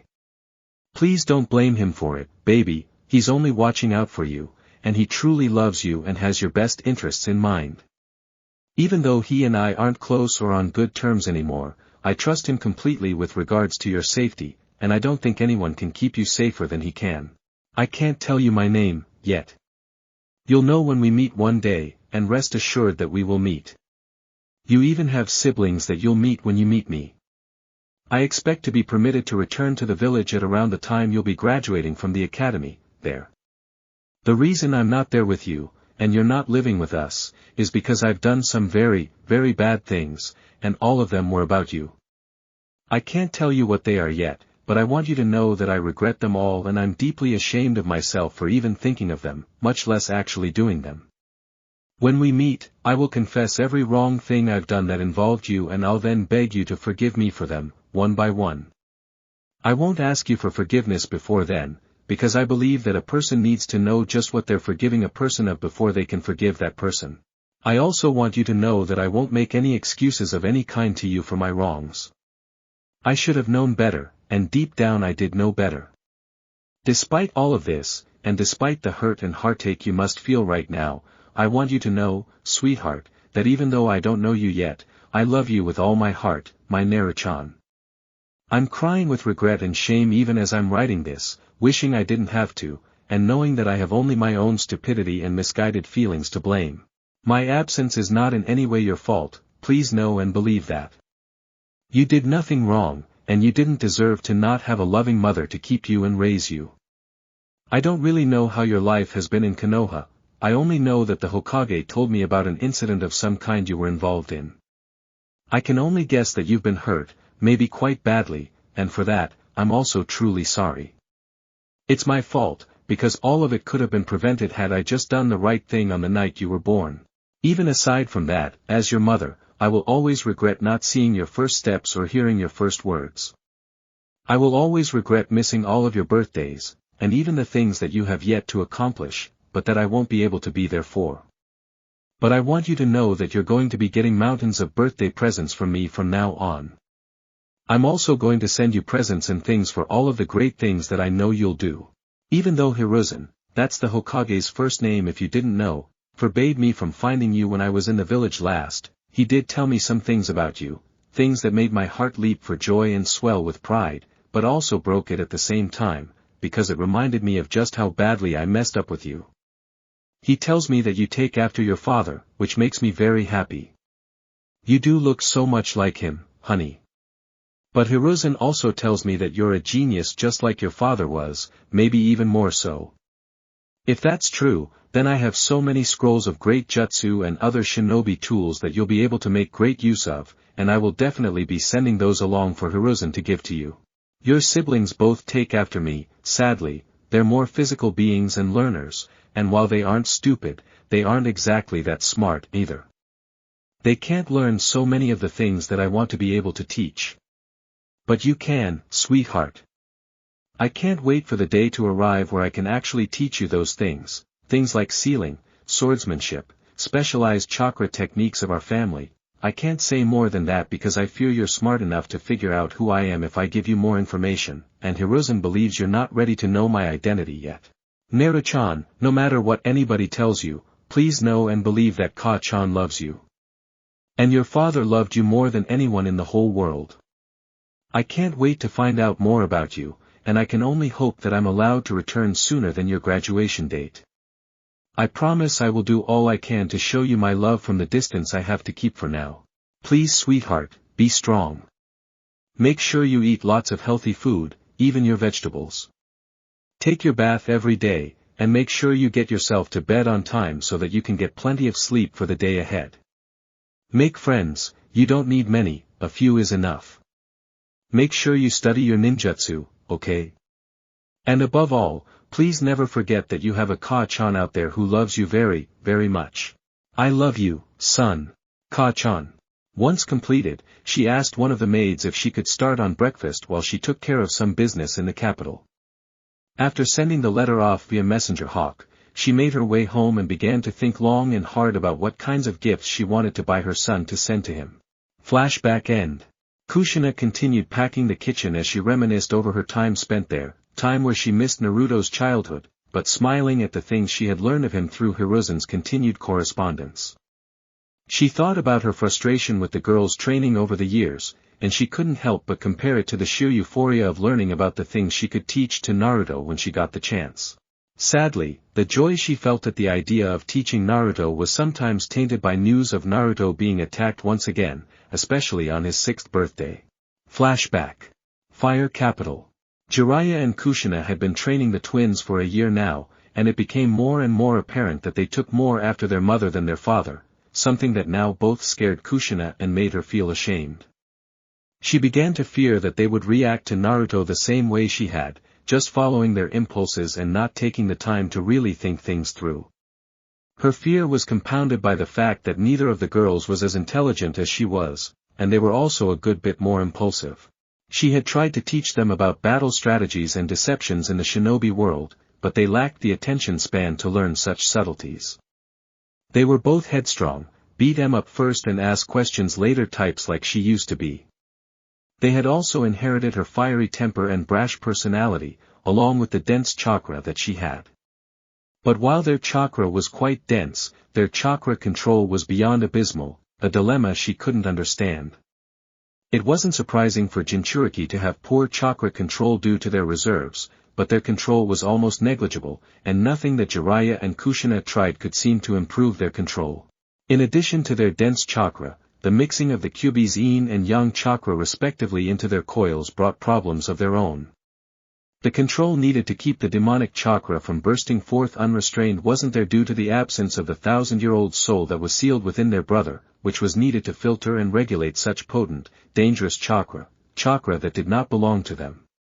Kushina and Jiraiya had tried to teach them any chakra control exercise they knew, even the ones that they thought were more advanced than those their age should be practicing, the leaf exercise, surface sticking, water walking, nothing worked, and all that their efforts showed were leaves ripped to shreds, potholes on walls and trees, and a lot of waterlogged clothes.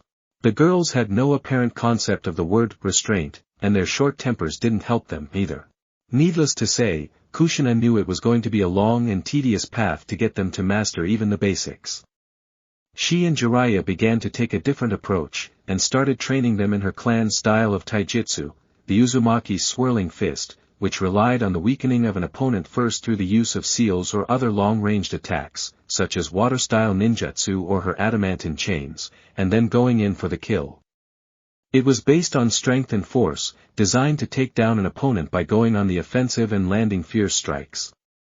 The downside was that the swirling fist had almost nothing in the way of defensive techniques, which was the style's greatest weakness. For most Uzumaki, however, this weakness was negligible, as their skill in sealing is what provided the defense that they needed. And therein lay another crucial problem. She had tried to teach the girls sealing, but it just didn't take. Neither of them had the patience needed to learn the subtleties of the complex art, nor to develop the necessary skill in calligraphy. What was worse was that neither of them had inherited the Uzumaki clan's natural talent for the art. They didn't care, it wasn't flashy enough for their tastes, something that once again saddened Kushina to no end. She had tried to convince them how powerful seals were and had showed them some, but the only ones they were interested in were exploding tags and storage seals, and even these were difficult for them to follow or understand. Kushina spent the day where she realized they wouldn't progress beyond those two basics in virtual mourning. Jiraiya had started to teach them basic ninjutsu and was their personal taijutsu sparring partner. He himself had no particular taijutsu style, being a bit of a brawler himself, except for the frog kumite taught to him by the Toads, which was now useless to him due to his eviction from the Toad clan and his loss of sage mode. He had taken bits and pieces from many of the styles Hiruzen tried to teach him in his younger days and crammed them all together in a style that worked for him. The only advantage he had was that he was very unpredictable, though any taijutsu master would likely tear him to shreds, and a user who had experience fighting his style would give him a very hard time. Kushina had not given up on reaching out to Naruto through Hiruzen, sending letters to Hiruzen on an almost weekly basis, asking for any news on Naruto he was willing to impart upon her, whilst occasionally asking him to reconsider allowing her to meet Naruto and bring him home. His answer was always no, but the more often they corresponded, the more cordial Hiruzen's letters became, and the more hopeful she felt. It was 2 days after the kid's 6th birthday when she had received a particularly distressing letter from Hiruzen. Naruto had been attacked again, and this time the sick monsters who attacked him attempted to sexually molest him.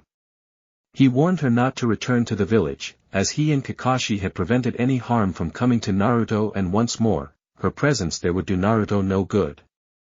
But he'd also informed her that Naruto had been traumatized by the attack to such a degree that he couldn't even distinguish Hiruzen from his attackers. He even went as far as to beg to be let go so he could end his own life, just because he didn't want anyone hurting him anymore. Kushina had to be forcibly stopped by Jiraiya from ignoring Hiruzen's warning and speeding over to Konoha, determined to get her baby boy out of there. Jiraiya had to slug her quite hard to calm her down and bring her to her senses, before telling her that his sensei would still execute her if she was in Konoha without authorization. She went to her room, cried herself out, and returned to the letter to finish reading it, dreading the rest of its contents. But she wanted to know all she could about her son, and these letters were the only way for her to do so. To her relief, while troubling, the rest of the letter wasn't so alarming. She had learned that almost all of the clans of Konoha had attacked Naruto at one point or another, only the Uchiha had not. She would have to express her gratitude to the Uchiha clan properly when she returned to Konoha. The other clans? She would be paying their leaders personal visits, and she would be out for blood. The rest of the letter was of a much more positive nature. Naruto had encountered seals recently, and was completely and utterly fascinated by them. Already, he was practicing calligraphy, and he could even make working explosive tags and storage seals. And he was only 6 years old. He had inherited both hers and Minato's talents for sealing.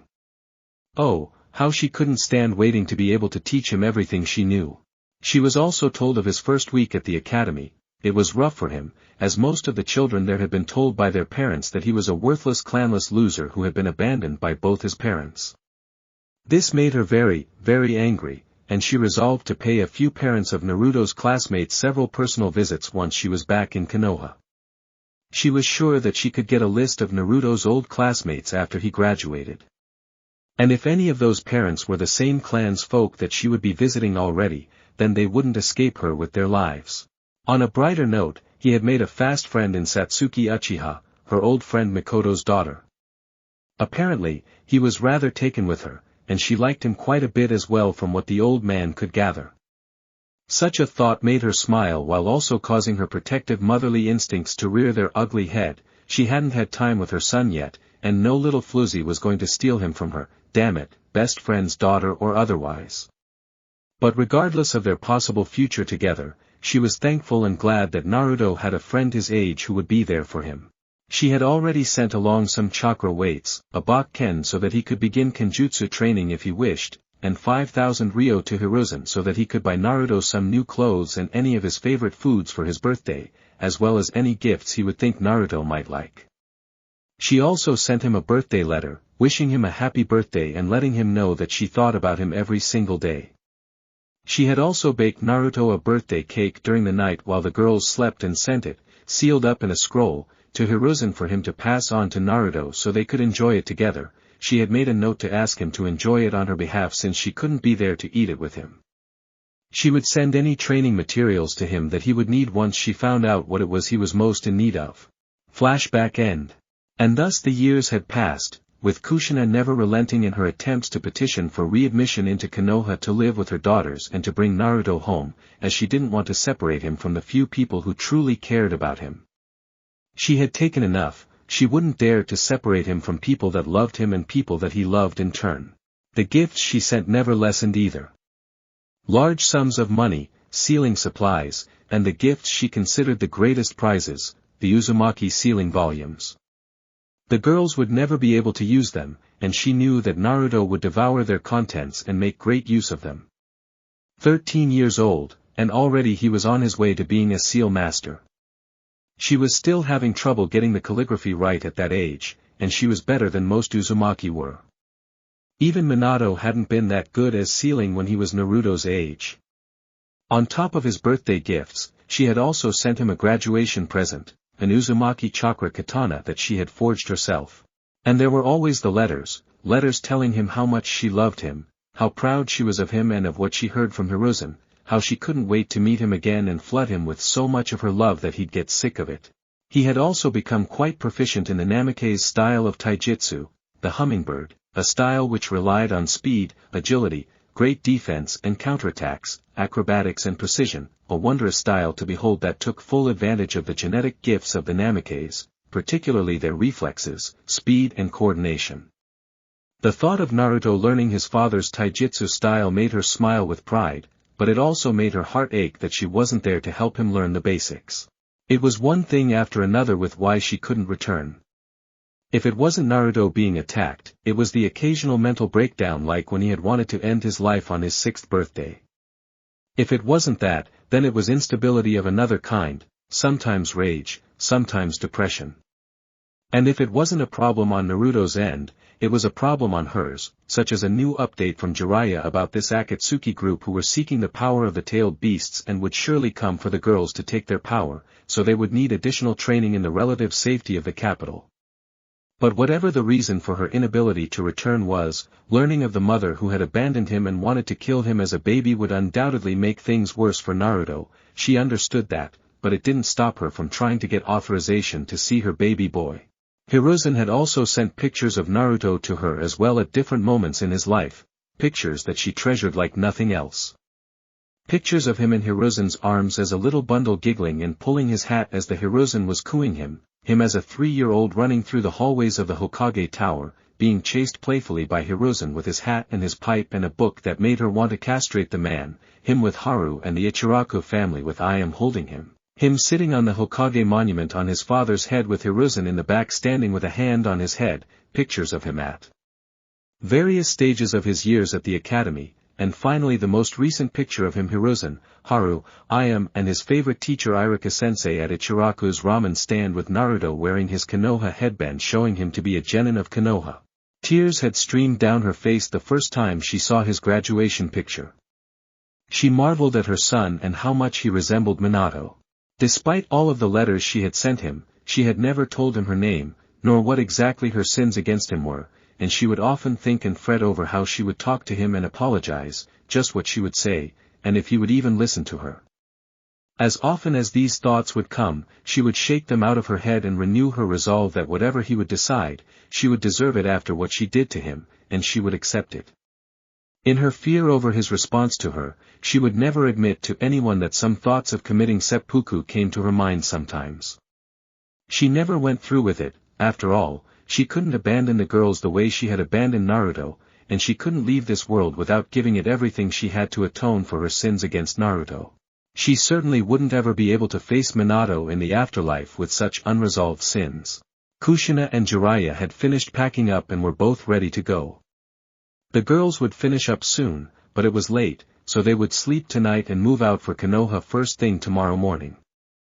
Kushina had trained her daughters as best as she could, and though she had expected to need another year after Naruto had graduated, and had written to Hiruzen to tell him as much, their training had finished earlier than she needed, and she decided it was time to go back.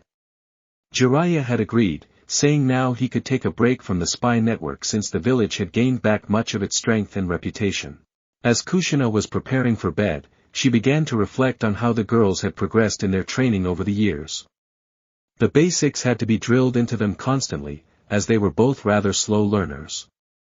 She was not surprised, however, when she saw their affinity towards chakra-intensive ninjutsu, both of them having a decent number of techniques in their repertoire.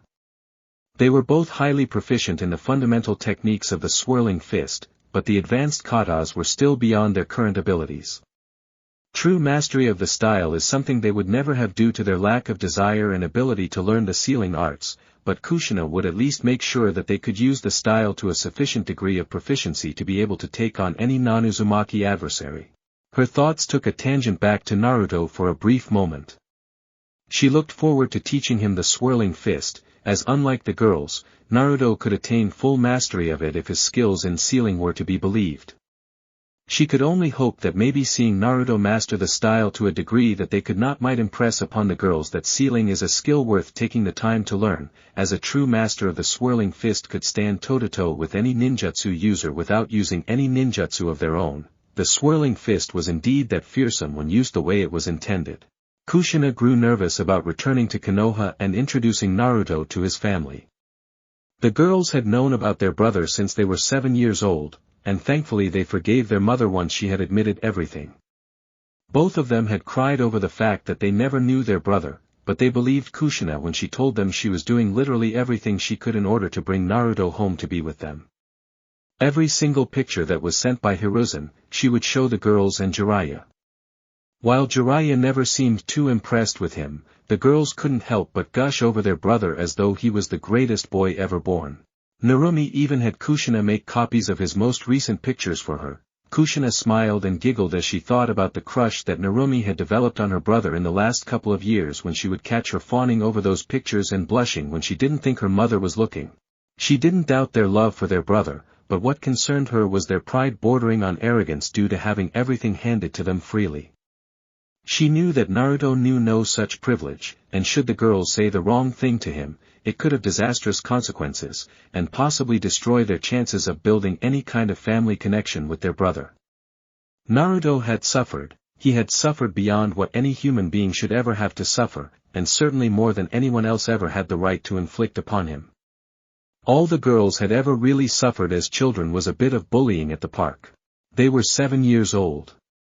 Kushina had brought the girls to the park, as she would typically do to reward them after a long week of training. After she left their sight for a little while, some older children of relatives of the daimyo had cornered them in a secluded part of the park, backing them up against the trees as all of them laughed at their terrified expressions. They started to belittle them saying they weren't princesses, and that their hair made them look like tomatoes. One of them started pulling on Narumi's hair, causing her to cry out and whimper in fear and pain. Mito stood up for her, but was trembling in fear, unable to get them to stop. When their mother came for them, all the boys ran off. Kushina held her girls to her as they cried into her chest. Suddenly Narumi lamented that other than her and Mito, she had no one to protect her if they weren't there, causing her to cry harder. But then Kushina told them that they had their brother to rely on back in the village and that he was really strong. Narumi had stopped crying and smiled as she imagined her big brother saving her and gently leading her back home.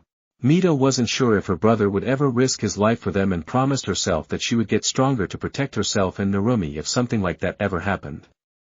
She too wished that her brother would save her, but wanted to be strong enough not to rely on anyone, and Narumi promised Kushina that she would get stronger for protecting herself and show her brother that she too was strong. Mito's strength and skill were higher than Narumi's, and they were the strongest in the capital their age, which again had caused Mito to become quite arrogant, and Narumi only less so, though she still retained her bubbly personality unlike Mito, who thought herself above everyone. Kushina could only hope that the girls would learn humility soon enough, and that it wouldn't have to be a painful lesson as it was often wont to be. She let her thoughts drift off as she laid down to sleep. Tomorrow would be a big day, and she couldn't see any ending that wouldn't be difficult or painful, so they would all need all the energy they could get. They had taken to the trees early the next morning, Jiraiya going on ahead to report in and prepare Hiruzen for their arrival. When they were a few miles out, Kushina and the girls dropped from the treetops and took to the road, moving at a more casual pace. "So, Ka-chan," Narumi asked with a blush on her face, "what do you think Naruto and Ai-chan will be like? Do you think he'll like me?" Kushina giggled at Narumi's implied question, though she answered it fairly, "Narumi-chan, I think Naru-chan is going to love a bubbly and pretty little sister like you." "You too, Mito-chan." Her face and voice became somber as she continued, "It's how he'll react to me that I'm worried about." Mito tried to encourage her mother with a determined grin, "Don't worry, Ka-chan. Naruto and I is bound to forgive you with how much you love him now. And if he doesn't, then I'll beat him black and blue until he does." Kushina suddenly turned on Mito in anger, her hair rising and flailing like 9 tails of fury. "You'll do no such thing, do you understand me?" Both Mito and Narumi were quite taken aback at this. Rarely had their mother been angry with them, and never had it been to this degree. Kushina explained herself, "Girls, listen to me. Naruto has been through a lot in his life. He has suffered things that the two of you couldn't even begin to understand, and he has suffered them all his life. He hasn't been treated well by the village at all, which is actually why I've been fighting so hard to bring him home over the years. I don't expect him to welcome us warmly at all. In fact, I'm preparing myself for the worst, and if he does end up blowing up or even attacking me, I will not retaliate or respond in a negative manner. And neither will the two of you, understand? Mito, don't you even joke about something like that ever again." Both of the girls just looked back and forth between their mother and each other, not knowing what to say. The rest of their trip was made in silence, the mood somber and oppressive. Kushina's fears as they approached Konoha's gates only became more pronounced, even to the point where the girls seemed to catch them as well, lumps rising in both of their throats as they became nervous about what might happen upon meeting their brother in a couple of hours. On the road back to the village, Team 7 was walking back from their mission to Wave, thankful for the peace and quiet that accompanied them back after all the action that went down during the mission. Kakashi had talked to Naruto last night about his first kill, and he had told Kakashi that he just felt cold and empty.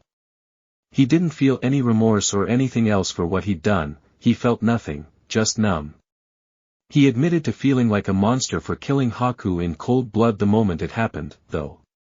Kakashi reassured him that it was alright, that what he felt was normal, and that he did it to save Satsuki and to protect others. Those things were the proof he needed that he was no monster.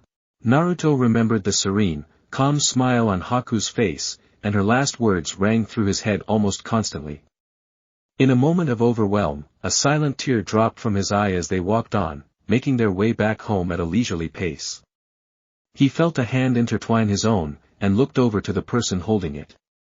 Satsuki gave him a sad, tender smile and wiped his tear away, giving his hand a reassuring squeeze as Naruto too intertwined his fingers with hers, smiling back in gratitude and giving her a single nod of his head.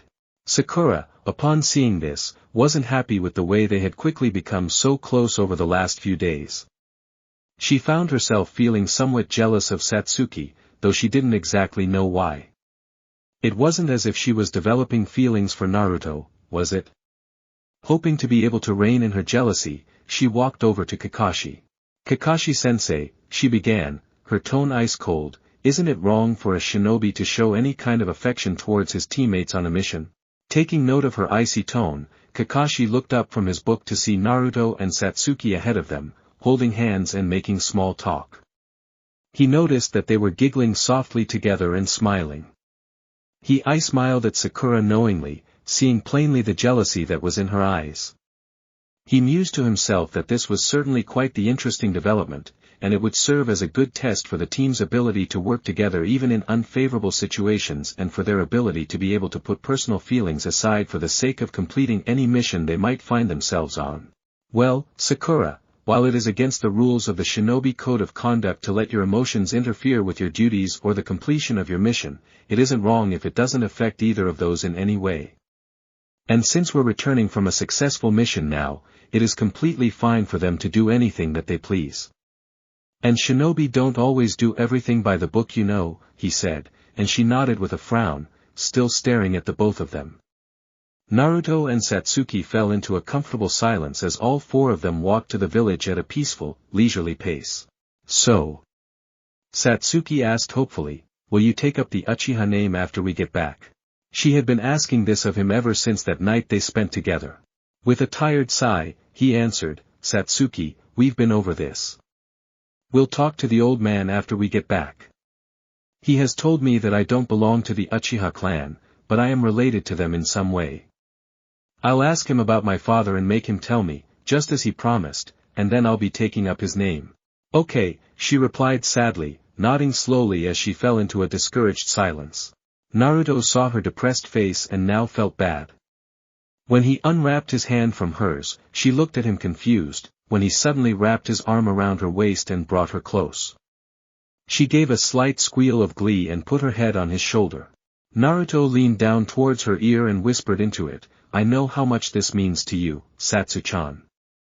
I was going to save this as a surprise, but I'm going to get a small Uchiha clan symbol embroidered on the back of my jacket. After all, I do have the Sharingan, and I would like to honor my own ancestry and heritage by wearing your clan crest. She blushed as his breath brushed past her ear and nodded with a joyful smile, her head still on his shoulder. He smiled with her as she snuggled into him, and they kept walking at a serene pace. Kakashi smiled behind his mask at the duo and how Naruto handled the volatile Raven Princess with such ease. Meanwhile Sakura, who was fuming on the inside, felt herself growing madder at not being able to hear what they were whispering. She just didn't understand why Naruto was so nice to her, even after how she saw her treat him, and he still took care of her like a princess. She too wanted to be treated like that, and she had been nothing but nice to the blonde ever since he had helped her in the bell test, but he always saw her as a friend and nothing more. She started to think about her feelings for Kiba, and saw now that it was nothing more than a crush.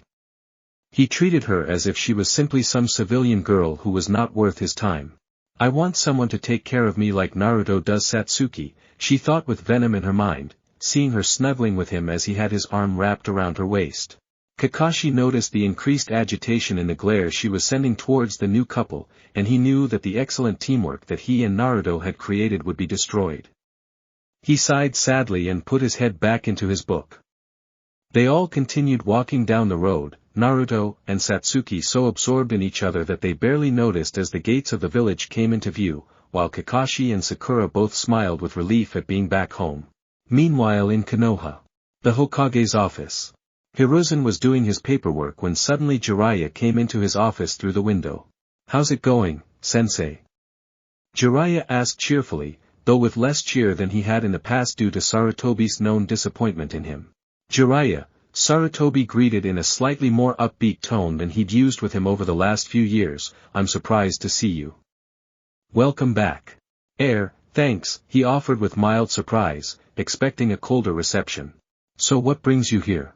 Jiraiya puffed out his chest and proudly announced, well, sensei, Kushina and I finished the girls' training a little earlier than we thought we would and we're bringing them home. What? Now?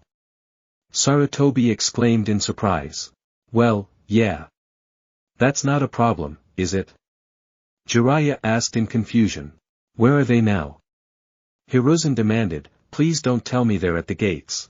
Before Jiraiya could answer, an ANBU came in with Kushina and the girls in tow, causing Hiruzen's eyes to widen in surprise and near panic.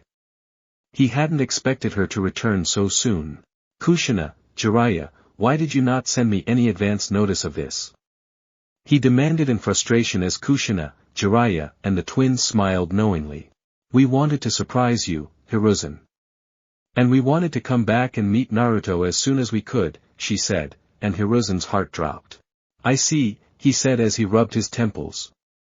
This wasn't supposed to happen now. All of his plans to ease Naruto into the truths were spoiled now and he had to hammer it to him now. Thank God he wasn't in the village and he was glad he had sent him to the land of waves. "Kushina, this surprise isn't exactly a welcome one." He groaned out in frustration to her, causing her and Jiraiya to recoil in surprise and her daughters to frown in indignation. "I was planning to ease Naruto into the knowledge of all this in a controlled environment so that I could make sure he doesn't overreact. But now that you've brought yourselves here, I have no way to do that." Kushina and party could only look on, bewildered at Hiruzen's reaction, with the exception of Jiraiya, who looked completely unfazed by it. "What do you mean, Hiruzen?" Kushina demanded, suddenly frantic with anxiety. "The letters I wrote to him were written with that very purpose in mind. I wrote them in such a way so that I could ease him into getting to know me before we met him." "Did you not give them to him?" "No, Kushina, I didn't." He fired back, causing her to flinch and cry out in shock and anguish. "Why?" She screamed back at him, now frightened and desperate. "Why didn't you? What about all the birthday presents I sent? The money? Did he get any of that?" Hiruzen took a few breaths to collect himself before answering evenly. "It was never the right time to do so, Kushina. I've told you just what the boy has been through, but you weren't here to see any of it, and before you object to that, you know why that is." He quickly cut her off before she could interrupt him with accusations of his keeping her away. "I had planned on giving it all to him when he gets back into town from his current mission. As I said, I wasn't expecting you back here for several months at least." The room was quiet as Kushina almost collapsed to her knees until her daughters ran to each of her sides to help her stay on her feet. Kushina's eyes seemed to gloss over, her pupils shrinking with the near terror she was now feeling. "Oh, gods above, I can only hope that Naruto hasn't gotten." Hiruzen began to groan before he was interrupted in the manner that he feared the most at that moment. "Hey, old man." Naruto greeted the Hokage with great enthusiasm. Of all the times to come back from their mission, it had to be right now, he lamented internally as Team 7 entered his office. Hiruzen glanced at Kushina and the twins, who were staring pretty intently at them, Kushina with hope, fear, regret and love, and her daughters with affection and fascination. "Oh, why me?" he groaned before he quickly signaled the ANBU to activate the privacy seals and leave the room. The whole room was silent for several seconds before suddenly, without warning, Kushina ran at Naruto, sobbing. Before anyone even knew what happened, she brought his head to the crook of her neck as she whimpered and wept, clinging to him like a lifeline and kissing his head incessantly. Hiruzen, having retrieved a kunai from his sleeve out of reflex as soon as she reached him, thinking she might attack him, discreetly put it away when he saw her weeping and holding him, feeling no killing intent of any kind from her. He was relieved to see that she truly was repentant and remorseful over what she had done all those years ago. Kakashi had caught Hiruzen's reflex reaction and was confused as to why Hiruzen would do that. Wouldn't he be glad to see Kushina finally meeting the son she had left behind because he resembled her late husband too much? Naruto was stunned at the position he suddenly found himself in. Here was his idol's widow, holding him as though he was the most precious thing she'd ever seen, sobbing almost hysterically and kissing him all over his face and head. He tried looking around the room despite trying to avoid moving his head so as not to upset the distressed woman holding him to see what everyone's reactions were to this. The two girls with her had to be her daughters, the daughters of the fourth Hokage, who both housed the yin and yang chakra of the 9 tails respectively, while the fourth took the soul with him to the afterlife with a forbidden jutsu, thereby making them the saviors of the village as the books of the academy had told him. He didn't understand why they were gazing at him as if starstruck. What was so special about him? Satsuki and Sakura also found Kushina Uzumaki's reaction to be quite strange. They knew who she was and who the girls were. After all, the whole village practically worshipped the ground they walked on. Satsuki was about to voice her confusion at the sight before them when she felt a hand on her shoulder. Turning to see Kakashi, her sensei shook his head, causing her to frown in confusion and annoyance that he had stopped her. "Let it go, Satsuki. Don't interfere. Just watch and listen, alright? You'll understand everything, shortly," he told her carefully. The ravenet hesitantly nodded and stood down. Uzumaki-sama? Why are you hugging me and crying?" he asked, rubbing her back in a clumsy attempt to comfort and calm her, causing her heart to break over his formal, unfamiliar manner of addressing her. She broke off the hug after a few moments as Naruto hadn't pushed her away since she looked so broken and in pain. But he was confused as she kept whispering, "I'm so sorry, and my baby," over and over again. Hiruzen, in an effort to regain control of the situation, rose to his feet and spoke in a steely tone, "Naruto, there are many things of a very personal and sensitive nature that are about to be revealed. They all revolve around you. Kakashi will stay as he already knows most of it, but I must ask Sakura and Satsuki to please leave." Satsuki glared at him indignantly. She was about to respond in a less than civil manner when Naruto released his hold on Kushina and walked over to her, wrapping an arm around her waist and pulling her close. She didn't resist, allowing herself to be drawn into Naruto's warmth. Everyone besides Team 7 was shocked as Naruto responded, "Whatever you're going to tell me, old man, I'll tell her anyways, so I don't see any point in her leaving." He tightened his hold on her as she smiled and blushed. Her anger died down in the bliss of Naruto's concern for and devotion to her. Hiruzen's eyes went wide briefly before he smirked, "Very well, she can stay if you wish so much to tell her, but, I have to warn you that some of what is soon to be revealed here might change even her views on you. Are you still willing to tell her?" Satsuki snorted in indignation, "Oh, please, you can't say anything that'll make me think any less of him, so let's just get on with this." Everyone besides Naruto was stunned at the way she had answered the Hokage, but Hiruzen's smirk widened at her response. He wanted to see if she truly would accept his grandson and not do anything in the future to hurt him. He was thankful that his faith in her wasn't misplaced. "Alright then. I'll let her stay, but Sakura, I'm sorry. You must leave. Naruto can tell you about what is said here, himself, if he wishes to, afterwards, so don't worry," he ordered. Sakura nodded in understanding, knowing that he wasn't leaving any room for arguments. As she left, she gave Naruto a small smile, prompting him to smile back gratefully. Satsuki unconsciously tightened her grip on him, narrowing her eyes at their retreating teammate. Once she was out of the room, Hiruzen turned to Naruto, who was a bit confused as to why he had to tell him something in front of so many people he didn't even know. "Now Naruto, before I start, please know that I really am sorry for keeping all of this from you for this long. I wanted to ease you into what you're about to learn, and I wanted to make sure that you were mature enough to handle the information I've kept from you. I assure you that it was for your own safety. I trust you understand that." Naruto nodded with a smile that showed his trust in the man, though his confusion hadn't lessened at all. "Do you know the reason for the behavior of the people in the village towards you?" he asked solemnly. Naruto frowned and shook his head. Satsuki's eyes narrowed at the old man, which he noticed, causing him to grimace inwardly. She wasn't the least bit trusting towards anyone besides Naruto and he knew it. "Well Naruto, do you know what happened 12 years ago in the night of your birthday, specifically the Ninetales attack?" he asked. Once again, Naruto nodded, though he was beginning to grow nervous. All the while, Satsuki had her eyes narrowed in a glare at the Hokage. She knew now that something was off. Everyone knew about the Ninetales attack, but what does that have to do with Naruto? And the people in here, what have they got to do with Naruto? She refrained from speaking out in frustration, knowing she would find out soon enough. "Of course, I do," Naruto answered, "everyone knows the story. The fourth Hokage defeated the Ninetales with a forbidden jutsu, splitting its chakra, sealing the yin and yang halves in the twins over there." He answered, pointing at the two red-headed twins and continued, "and then taking the soul to the afterlife with him. Every academy student knows." He was cut off as Hiruzen spoke, "That's a lie, Naruto." Naruto's and Satsuki's eyes widened at this. Everything they had learnt at the academy was a lie. But why would they lie?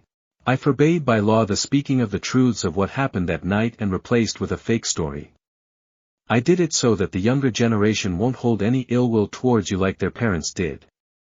Sadly, the law failed in its purpose as the parents still kept their children away from you, telling them to ignore and shun you. Unfortunately, I could do nothing as I couldn't force them to like you, he said regretfully, beginning to see Naruto put the pieces of the puzzle together. So I'm somehow related to the Nine Tails, then, Naruto surmised before he began to grow impatient, so what's the point of this story, old man? Please, stop beating around the bush and just spill it already, he finished as he slammed his hand down on Hiruzen's desk. Hiruzen winced visibly at his tone, steeling himself and nodding in grim determination. He had delayed it long enough, it was time to be done with it. Very well, Naruto. You deserve to know the truth. That night, Minato did in fact use a forbidden jutsu to split the yin and yang halves of the fox's chakra and seal each half within the Mito and Narumi, here. He gestured to each of the girls respectively as he said their names, but he could not take the Nine-Tails soul with him into the afterlife. You see, tailed beasts are not human, and while no one knows what exactly their purpose is, it is known that they are bound to this physical plane. We know this because in the past, when tailed beasts have supposedly been killed, yes, it has happened before, they have always simply reformed a short while later. Naruto gasped at this, having neither known nor heard this before. Sarutobi continued his tale, and because Minato couldn't take the fox's soul with him, he took the only option available to him. Naruto, there were not two children with outside forces sealed inside of them that night, there were three. Dread began to rise within Naruto's being as his stomach tightened and his mouth became dry. It was all so obvious now, the glares, the beatings, his near rape at 6, the view that he was a demon, all of it. The added hostility on his birthday served to drive the point home even more. Hiruzen and Kushina could both see that Naruto was beginning to put it all together. Naruto clenched his fists and his teeth and looked downward, his bangs shadowing his eyes from view. He sealed it into me, he stated in a tone of accusation before bringing his head up and glaring directly at the Hokage with cold fury, didn't he, old man? Hiruzen closed his eyes, breathed out a sad, heavy sigh, and nodded slowly. A single tear escaped from each of his eyes, the anguish and torment he was feeling at that moment plain for all to see. Hiruzen opened his eyes as an ashamed frown made its way across his features. Kushina was sniffling with new tears. Kakashi was angry for Naruto's plight. Mito and Narumi both looked confused, as if they didn't know how to feel about their brother's current reaction. Satsuki was shedding silent tears freely as she witnessed the boy she had come to love in such unjust torment. But they were all startled by what Naruto did next. Naruto started chuckling. His chuckles grew louder before he broke into a hollow, humorless laugh. Satsuki grew worried at his expression as she hugged him in the hopes of calming him down. Her embrace served its purpose, as it brought Naruto's laughter to a sudden halt. Looking down into her eyes, he could see her tears as well as the love she had for him, shining forth in all its brilliance. Knowing that this was something she'd never shown anyone before, he quietly thanked her, grateful that she didn't view him as the demon like the village. You know I used to idolize the fourth, don't you, old man? He asked as everyone was now confused at the point he was making. But to think, for all of his supposed nobility, he didn't want to put his daughters in harm's way like he knew they would be if they had the soul as well. So in giving them the powers of the beast, he gifted them while leaving them free of the burden that went along with it, and he picked some random orphan like me to seal its soul into. He condemned me to a life of loneliness, isolation and despair, knowing that he wouldn't have to stick around and take responsibility for what he did to me. I thought Namikaze was a hero, but it turns out he was nothing but a selfish coward, he said in a dead tone as Hiruzen slammed his hand down on the table and stood up startling everyone. No! Hiruzen roared as he immediately slammed his hand down on his desk, making Naruto jump in shock. Naruto, you've got it all wrong. Minato was a man of honor unlike any other you'll ever meet. He wouldn't put a burden such as this on someone's child like that. Oh, really? Naruto retorted angrily, then why did he pick me and not one of his daughters? Because, Naruto, Kakashi answered on the Hokage's behalf, Sensei believed in you more than he believed in anyone else for the few brief moments he was able to be with you. He may have given his daughters parts of the fox's power due to their inherited Uzumaki traits, but he could only trust his own son, who had inherited his clan's strong Namikaze genes, and who would one day have the Sharingan to tame its influence if it ever tried to take over, with such a burden, and the full power that would eventually accompany that burden. Naruto turned to Kakashi, wide-eyed as this new revelation. The blonde hair, cerulean blue eyes, the Sharingan, of course. Why hadn't he figured it out before? I see you're starting to piece it all together, Hiruzen began. Yes, Naruto, Minato became a father to triplets that night, not twins. All three of his children inherited the strong Uzumaki blood, but it was only his son who was blessed with the genetic strengths of the Namikaze as well. While he gave your sisters the yin and yang chakra of the beast, he put his faith in you to keep the soul at bay, knowing that the Ninetales would recover all of its chakra while inside your seal. So you see, my boy, you are in possession of both the yin and yang chakra of the Ninetales, not simply its soul, because he trusted you, and you alone, to be able to shoulder such a burden. Naruto stood there, stunned and unable to move as he processed everything he'd just been told. As tears of heartache and betrayal began streaming down his face, he slowly turned his head to Kushina, who was also shedding tears freely. Then that means, he said as Kushina grimaced, refusing to look away from him, before she raised a hand towards his face. He slapped it away before flinching and recoiling, taking 2 involuntary steps backwards. Why? He whispered, the feeling of betrayal evident in that single question. Kushina didn't hesitate to answer, because I was a stupid, irrational and thoughtless fool that night, son. He flinched once again when she called him son, which didn't go unnoticed by her, and my own stupidity and grief led me to become heartless as well. There was no excuse for my leaving you the way I did.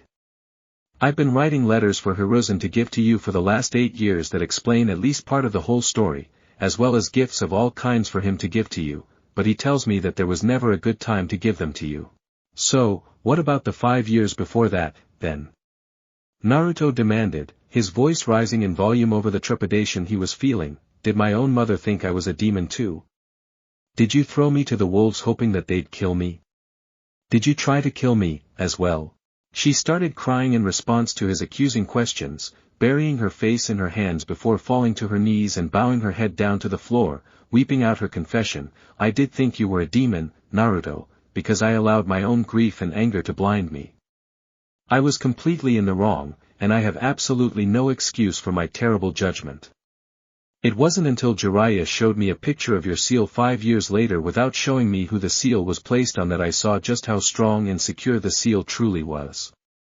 On the night you were born, I only checked you and your sister's seals enough to make sure they were holding, when I should have studied them in further detail to make sure I could understand exactly how each one worked.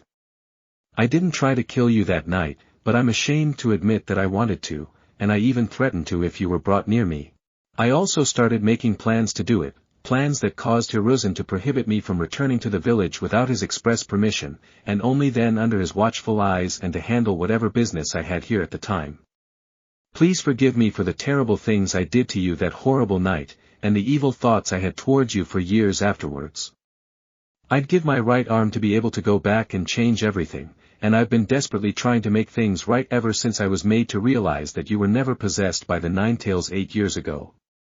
I've been trying constantly to get you back and bring you home since then, but I was always stonewalled by Hiruzen. Naruto was stunned at this. He turned to Hiruzen and gave a questioning glance, to which Hiruzen nodded grimly. Why didn't you tell me, old man? Naruto demanded angrily. I could have had a safe home to grow up in. Naru-chan, please, don't blame him. Kushina pleaded tearfully, he had to witness what I did to you on the night of your birth. Please, don't blame him for any of this, even though he's hated me all this time. Hiruzen gave a slight wince at this. He was still acting with your safety in mind. I've been trying non-stop to prove to him that I've changed and taken responsibility for my sins against you that night, but even if he wouldn't see that, it was only because he truly was thinking of your well-being. As Kushina was talking to Naruto, Kakashi, now as surprised as Naruto, glared at Hiruzen accusingly. Hiruzen put his hand up in a manner telling him he would tell him later, and he stood down. Both of them simply watched on as Kushina pleaded with Naruto, and he continued processing everything he was now learning. The fourth Hokage was his father, and had trusted him to hold the soul of the Nine Tails. His mother, foolishly and mistakenly believing he had been possessed by the fox at birth, abandoned him and had threatened and even made plans to kill him. Hiruzen had been lying to him this whole time, saying his family wasn't alive. His breathing started to quicken uncontrollably, and within seconds he was hyperventilating, looking this way and that way frantically. His entire worldview had just fallen apart. He didn't know who to believe or even what to believe.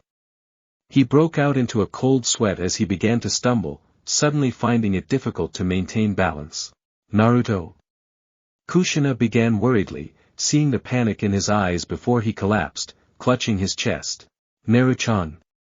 The redhead yelled out, now genuinely frightened for him, seeing that he was having what appeared to be a breakdown of some kind. Satsuki became worried at the state Naruto was currently in. She couldn't imagine what must have been going through his mind at that moment, but whatever it was, he needed help, and he needed it now. She began to approach him calmly, in the hopes that she could reach him and calm him. Naruto was in the middle of a flashback to his 5th birthday and the beating that he had suffered, as well as the attempted rape the following year. He felt a hand on his shoulder, and in panic, he immediately slapped it away, staring wide-eyed in the direction the hand came from, but not perceiving what his sight was telling him. He struggled frantically to his feet and backed up towards the window. Stay away. Don't hurt me. He shouted out in his panic. The memories of past pain were starting to overwhelm him. Satsuki was stunned as he slapped her hand away, but when she saw how frightened he was and heard his words, she grew worried and began to slowly back away. Hiruzen and Kakashi, knowing what was happening, both tensed and immediately moved themselves to the front of Naruto's field of vision. Kakashi started to make his way slowly to the blonde, trying to avoid frightening him as Naruto took out a kunai. Naruto, take it easy, Kakashi admonished him calmly, his hands extended in a placating manner. Your friends are here. The things that happened to you back then aren't going to happen now. Nobody in this office wants to hurt you, okay? Don't come closer or I'll kill myself. Don't hurt me, please. If you want me gone, I'll go. He pleaded, trembling and crying as he held the kunai to his neck. No, don't. It was Kushina who cried out as she sent a chakra chain to his arm to pull it, and the kunai that he was holding away from his neck, before sending another chain to wrap around his body. She immediately yanked him to herself before anyone could react and caught him in both her arms, keeping her chains firmly gripped around him as she held him tightly in both arms. Don't hurt yourself. She begged hysterically, her voice once again overwhelmed by tears. You deserve better than that. You deserve to live a long, happy life with Satsuki Uchiha over there. You deserve to be surrounded by the love of your family and friends. If you want to hurt someone, then hurt me, not yourself. I'm the one responsible for this. Please, don't hurt yourself and take whatever revenge or retribution you want against me. Naruto, successfully stunned into silence, stopped squirming and even stopped moving. He unconsciously dropped the kunai he was holding and relaxed his body. Kushina felt his body relaxing and released her chains, pulling them back into her body. She brought one of her hands up and began stroking his hair. I'm sorry, she offered, just above a whisper, I'm so sorry that I've brought all of this on you. I've regretted it ever since I learned the truth, and I truly have made every effort to pull you out of this village so you wouldn't have to go through any of that. I'm sorry, sweetheart. I'm so sorry. Please, Naruto whispered back, his tone unreadable, please unhand me, Kushina-sama. She flinched when he called her that, feeling even worse that he called her that now that he knew the truth of who she was to him. She slowly unhanded him and stepped back, looking into his face. It was numb, his eyes seemed almost dead. Hiruzen, she began, not taking her eyes off of Naruto, give him the letters and gifts I sent you to give to him. Now, Kushina. Hiruzen began, only to be interrupted by Kushina. Right now. She ordered forcefully, finally turning her gaze to him, you've kept the truth from him for long enough. Give him what I sent him. Naruto, Satsuki called to him softly, bringing his gaze to meet her own, and causing the rest of the room's inhabitants to stop whatever they were doing. She slowly began to step towards him. He didn't make a single move, allowing the love he could see she had for him in her eyes to bring him to a semblance of peace and calm.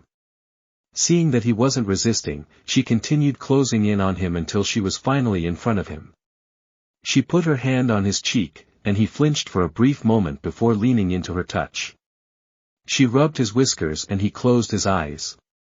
She then brought his head in the crook of her neck and he cried, trembling in her arms, holding her like a lifeline. I don't know what to feel right now. I'm scared, I'm angry, I'm tired. Please don't leave me, Satsu-chan, he whispered in between hiccups as she ran her fingers through his hair, softly soothing him. I'm here now, and I'll never leave you. And nobody will ever hurt you if I have anything to say about it. It's going to be okay, Narukoi, she whispered and held him as he nodded slowly.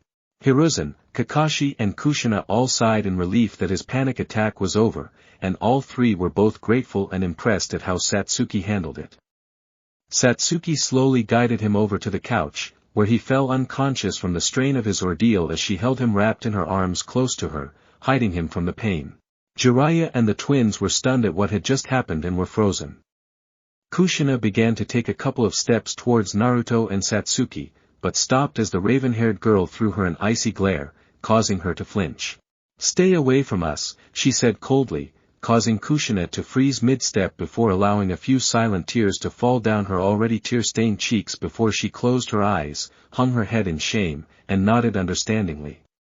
She understood. It was because she didn't perform her own due diligence with regards to Naruto's seal and because she left him here to fend for himself that he had issues that would cause such a breakdown to take place.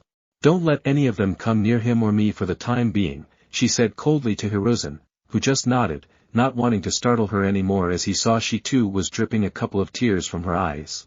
I swear on my Uchiha name that if Naruto comes to any harm at all over this, I will place the four of you above even my clan-slaying brother Itachi on my list of targets for vengeance. This person has a stronger will than anyone I've ever known in my 13 years of life, and you managed to break him in a matter of minutes. Pray to any god that might choose to listen to you that nothing happens to him or else, she whispered threateningly, prompting Jiraiya to step forward. And just who do you think you are threatening? He began to growl out indignantly, only to be cut off. That's enough, Jiraiya. Hiruzen snapped at him, she is absolutely right. You've already done more than enough, and I will not permit you to do him any more harm. Jiraiya grumbled quietly, but followed his Kage's orders and stood back. And who are you to stop us from getting close to him? We are his family. Mito proclaimed as her arrogance got the better of her. None of you, strangers, has any right to call him family. You don't know the first thing about him. And don't you dare take that tone with me. People might submit to you with that tone in the fire capital, spoiled princess, but I won't do any such thing, and if I have to do it to protect him from you, she warned, glancing down at Naruto whose head she clutched tighter to her chest before returning her glare at Mito, causing her to flinch at the unnerving sight of Satsuki's Sharingan. I'll show you why the Uchiha clan was so feared in the world. Enough. Hiruzen barked out, taking command of the situation, everyone leave. I need to speak to Satsuki alone. Jiraiya, Kushina, Mito, Narumi, you four are to go nowhere near Naruto unless either Satsuki Uchiha or I myself permit it, or unless Naruto approaches you. The three Uzumaki women and Jiraiya all hesitantly filed out, Kakashi helping a sobbing Kushina.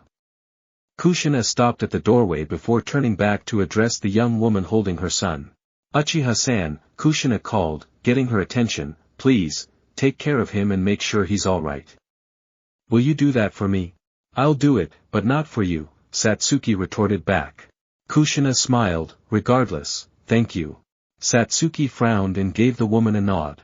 Kushina sent a stern glare to Hiruzen, Hiruzen, I want to warn you in advance, when you have your next village council meeting, expect a lot of maimed and disfigured counselors, because I'm going to have an exchange with each of them personally, and if I don't like what I hear about how they've treated Naruto, it's going to get very, very ugly. Hiruzen simply frowned in response before Kakashi guided her back out of the room. As the room cleared, He turned to Satsuki and his eyes softened as he watched her gaze at him lovingly. She held him close to her as she was hiding his head within her kimono, Naruto unconsciously snuggling into her. You really care for him.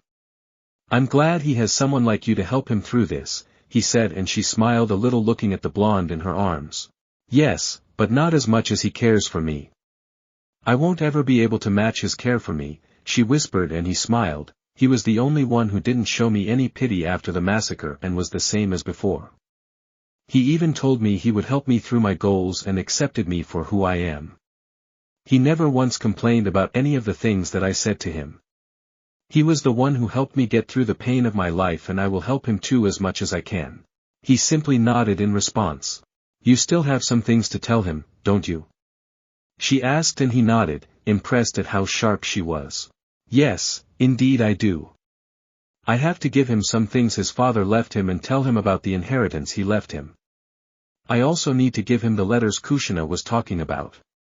I wonder if I shouldn't have given them to him sooner. It might have made this whole experience much easier for him to deal with. I'll talk to him about it when he wakes up, he said, and she nodded. He took out 3 scrolls, 2 with the Namikaze clan symbol and 1 with the Uzumaki clan symbol. She took them and looked at him questioningly. Those are the will and the letter that Minato left for Naruto and entrusted to me, as well as all the letters and such that Kushina sent. I sealed them all into a single scroll, because there are a lot of them. I wanted to hand him these myself, but I guess he trusts you more than anyone else for now. He won't really trust me as much as before. I know that I have made many mistakes as well, but I always tried to do what was best for him, he said, and Satsuki nodded and hid the scrolls in her sleeves where she had a couple of storage seals to keep a kunai in each of them for emergencies. Naruto had made it for her in case something ever happened and she needed a weapon when she got caught or had lost her weapons. I know that you always meant well for him, and don't worry, I'll give him the scrolls when he is a bit calmer, she said, and he nodded. Please be with him when he reads the letter. He will need your support for his emotional strain. He said, his voice showing his old age, and she nodded with a smile. He would tell them more about Kushina's attempts at making up to them as soon as possible. Now wasn't the time, but given what had just transpired, the right time either wouldn't come, or the right time was as close to now as possible. He tried to take Naruto from Satsuki's arms, who hesitated in letting go, but he gave her a reassuring smile and she let go as he shined them back to Naruto's apartment and put Naruto in his bed and left. Satsuki went to the kitchen and drank some milk from the fridge and put her sandals in the shoe rack as she threw the ribbon holding her hair fall on the ground and went into the bed to be by his side as she wrapped her arms around him and put her head on his chest as she too dozed off, exhausted from the day. She woke up as Naruto squirmed a bit around, not knowing where he was, as she looked up and stared up into his cerulean blue eyes and smiled. She leaned up and pecked his lips as he too smiled and hugged her. It was 2:30 in the morning and the room was lit lightly with the lamp by their bedside and a bit of moonlight coming in through the window. How are you feeling? Are you all right? She asked him, putting her head on his shoulder as he put her in his lap and put his face in her neck, taking in the scent of her hair as he sighed as she put her arms around his neck and pulled him closer. I don't know what to do or what to feel, Satsuki-chan. I am just lost with everything I have learned today. I am not sure about anything now, he said in a tired and lost voice as she looked into his eyes and smiled. Well then, don't think about it too much for now. Give it time, you'll do all right and I'll help you all right, she said, and he smiled a little and captured her lips as she too responded back, and both kissed each other's lips for a couple of minutes and then broke off as Naruto had his eyes glazed and Satsuki was flushed and had a rosy blush on her face. He buried his face in her neck and she just held him as she felt something wet and then felt him whimpering as she hugged him tightly. What's the matter? Tell me, I'll help you, she whispered, running her fingers through his hair and her other hand rubbing his back. I don't know who to trust now. My own mother abandoned me and was planning to kill me, saying I was a demon. The old man lied to me, saying I was an orphan, and my so-called family was living peacefully at the fire capital while I was here getting beaten, glared at or belittled. What should I feel and who should I trust? One don't know anymore, he whispered as she held him. His voice sounded so broken and vulnerable to her. She had never felt him so frail in her arms as she felt him now in all the years she had known him. You have me, don't you? You trust me, don't you? She whispered and he nodded in her neck sobbing. Then you are not alone, I'll be there with you, I promise. Alright, just give it a bit of time. I'll help you get through this. She whispered and he started crying again. Satsuki-chan, you don't understand, I can see that night in my mind again. I had made myself forget it, but today I remember it all. I saw it with my Sharingan and it haunts me again and again now every time I close my eyes. He said and she nodded. Don't worry, you made me forget all about the massacre, didn't you? I'll help you get over it. She whispered and he nodded as he calmed down.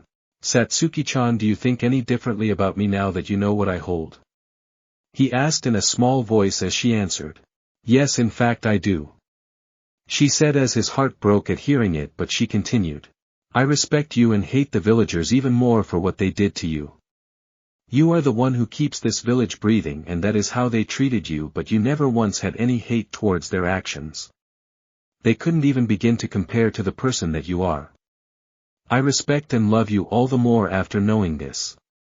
She said and he gazed at her with wide eyes looking for any deceit, but what he found was warmth and love and held her close to him. Thank you. He whispered and she smiled and nodded holding him. She looked towards the bedside table and saw what she was looking for. She picked up 2 glasses of milk she had kept for him and some cookies if he woke up thirsty and handed it to him and he drank it and gave one to her. Both ate the cookies and finished the milk as she started getting up to make him something heavy to eat. Alright, stay here and I'll go make something for you to eat, alright?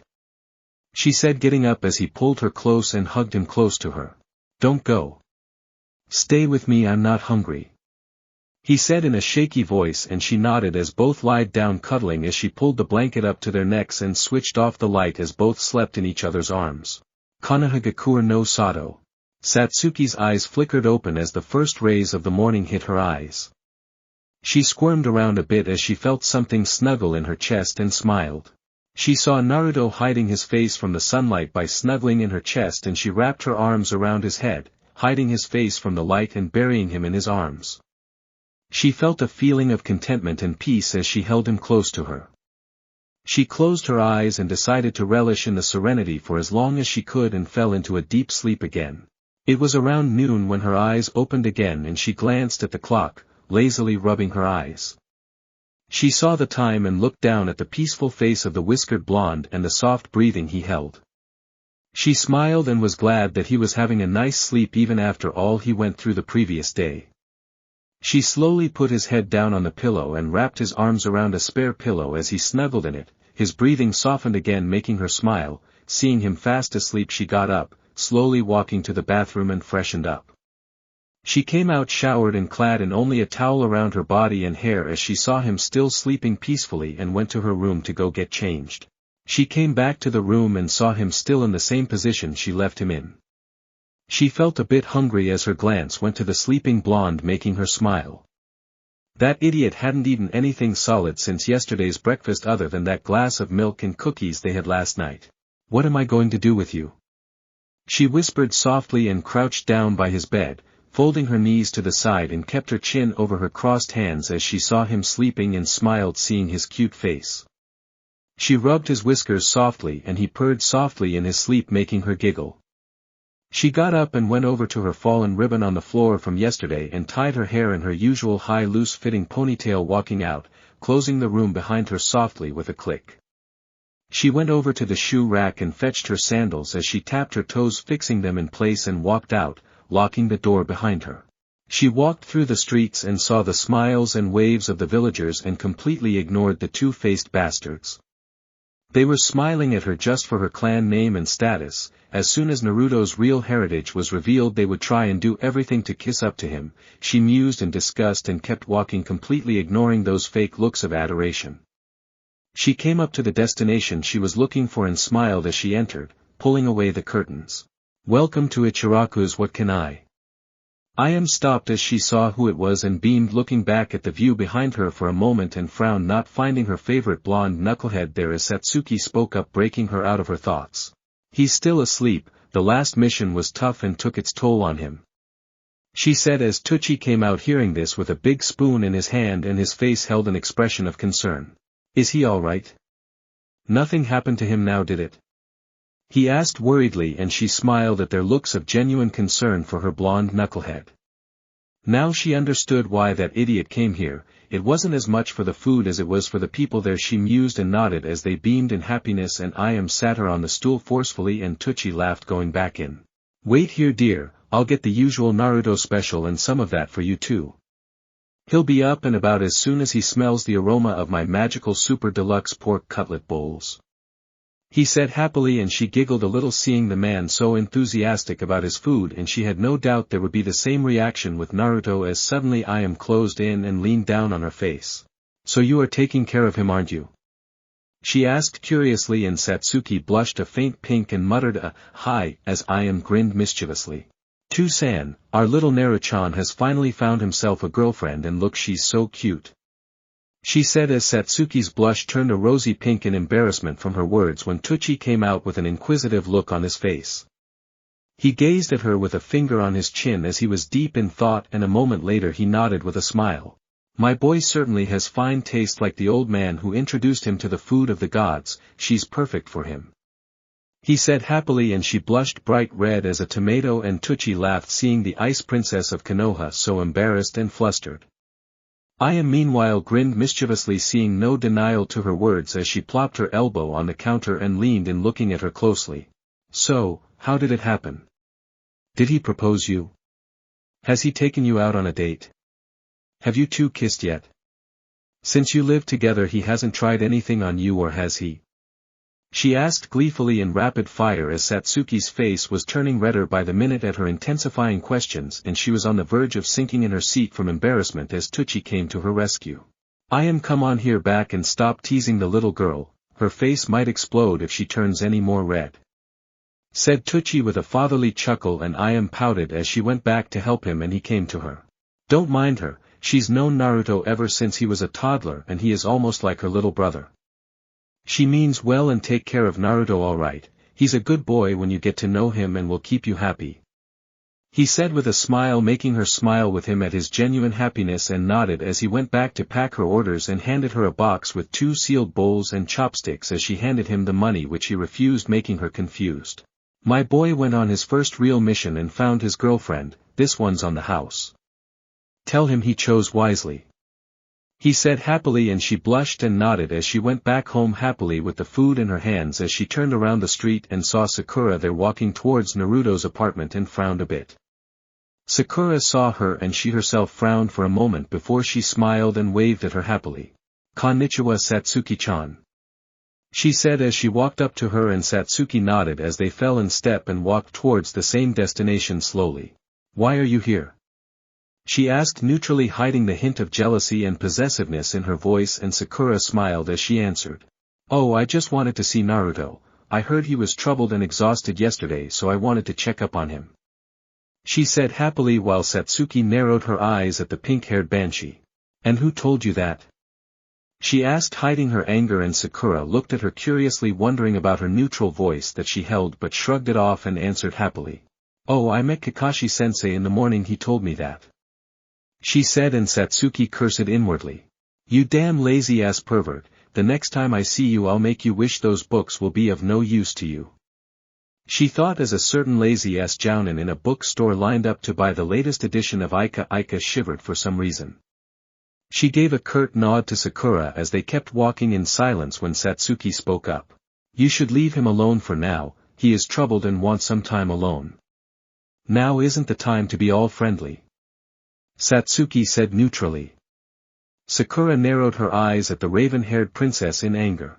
And you should be troubling him instead if he wants to be left alone. She hissed, making the Uchiha princess narrow her own at the bubblegum-haired banshee as they stopped and glared at each other. If you are forgetting Haruno, she hissed venomously. Me and Narukuin. She said, deliberately speaking the nickname with extra emphasis to make her point get through. Are together now, and I have also spent the night trying to comfort him after the talk we had in the Hokage's office yesterday where you weren't present. She said as Sakura narrowed her eyes in anger, clenching her fists, remembering how she had been kicked out while Naruto made Satsuki stay. So it would be quite appreciable if you could leave him alone for now. She finished neutrally, giving her a blank look while Sakura smirked. Oh, don't worry, I know how to respect someone's privacy. I'll just check up on him, make a few small conversations and leave, nothing for you to worry about. She finished sweetly, making Satsuki grit her teeth in annoyance at the banshee's nosy nature. She huffed and walked away. Fine, she said, making Sakura smirk as she continued. But don't be too imposing on him, he needs the rest for now. She finished while Sakura was glaring daggers at the raven-haired princess's back as they walked to Naruto's apartment in a tense silence. Naruto's apartment. Satsuki came to the front door and put the key in, unlocking the door as Sakura spoke up. You live with him? She asked neutrally, thinking if it was a yes then how the hell had she gotten so close to him in just a few days. Satsuki smirked as she stepped in and undid her sandals. Yes, she said with a smirk, and Sakura gritted her teeth in annoyance. She followed the raven-haired princess as they walked to the bedroom. Satsuki put her hand over the knob and unclicked it, slowly entering with soft steps. Sakura followed her as she saw the serene silence and a little darkness in the room when Satsuki turned the lamp on the bedside on. She gazed at the whiskered face, blonde, clutching his pillow, snuggled into it and breathing softly, showing his deep sleep, and a small smile lit up both their faces. Satsuki sat beside him and pulled his pillow off his grip softly. Naruto's eyes scrunched a bit and he wrapped his arms around her waist and snuggled in her stomach and sighed happily. She smiled, running her fingers through his hair softly, and saw as Sakura took a seat on one of the bean bags in the room. She turned her gaze back down and kissed the top of his head softly and tapped his cheek lightly. Naruto groggily opened his eyes and rubbed them sleepily with a cute small yawn. He looked up and saw the smiling face of Satsuki and smiled himself, closing his eyes and sighing happily. Sakura watched their small interactions through the side and her jealousy grew as she saw the loving gaze both held for each other. Wake up now, it's lunchtime and you need some food. Satsuki spoke softly and he looked at the clock and was surprised to see it really was lunchtime. I slept in too much, he said sleepily, and she smiled and nodded. She rubbed his head softly and let him snuggle in her happily. Yes, you did. But I'm glad. She spoke softly, making him smile in her embrace while Sakura was hearing just incoherent whispers from the sidelines and watching on in jealousy. I brought you some food, now get up. You haven't had anything to eat properly since yesterday.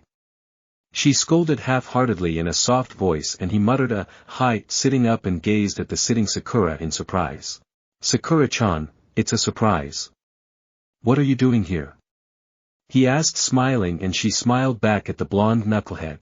I just came to check up on you, Naruto. You got hurt on the last mission and Kakashi-sensei told me in the morning that you were quite troubled with whatever they talked to you about in the Hokage office. So I came to see if you were fine and all you know. She said happily, making him smile at her concern. Satsuki decided to cut her musings short, picking up the packed food from her side and put the 2 bowls on her lap. Naruto grinned foxily a bit, seeing the familiar bowls as she pulled them back a bit, making him frown. Not so easy, you idiot. I brought you food, now what do I get in return? She asked, making him pout. Well then, what do you want? He asked innocently, and she smirked. Come closer, she said, and just as he leaned a bit closer she pecked his lips softly, making him blush. She too had a faint pink blush on her face and handed him his bowl and chopsticks with a smile. That should do it, now you can have it, she said, and Sakura grit her teeth seeing the small kiss as Naruto turned to her with a small smile. Sakura-chan, I'm sorry we didn't get you anything. We can share together if you want, my bowl is big enough, he said, and she smiled and shook her head, standing up. She walked over to him and put her hand on his, giving a small glance and smirked to Satsuki, who gave her a death glare, and the banshee turned to Naruto. No, I have already had lunch, Naruto, but thanks for your offer of sharing, it means a lot, she said, squeezing his hand, and he smiled innocently and nodded. Now I'll leave you to rest and see you later, all right? She asked, and he nodded as he watched her leave and shut the door behind her. He opened up his bowl and broke his chopsticks, clapping his hand. Itadakimasu, he said, and went to dig in when he saw Satsuki sitting still staring at her bowl.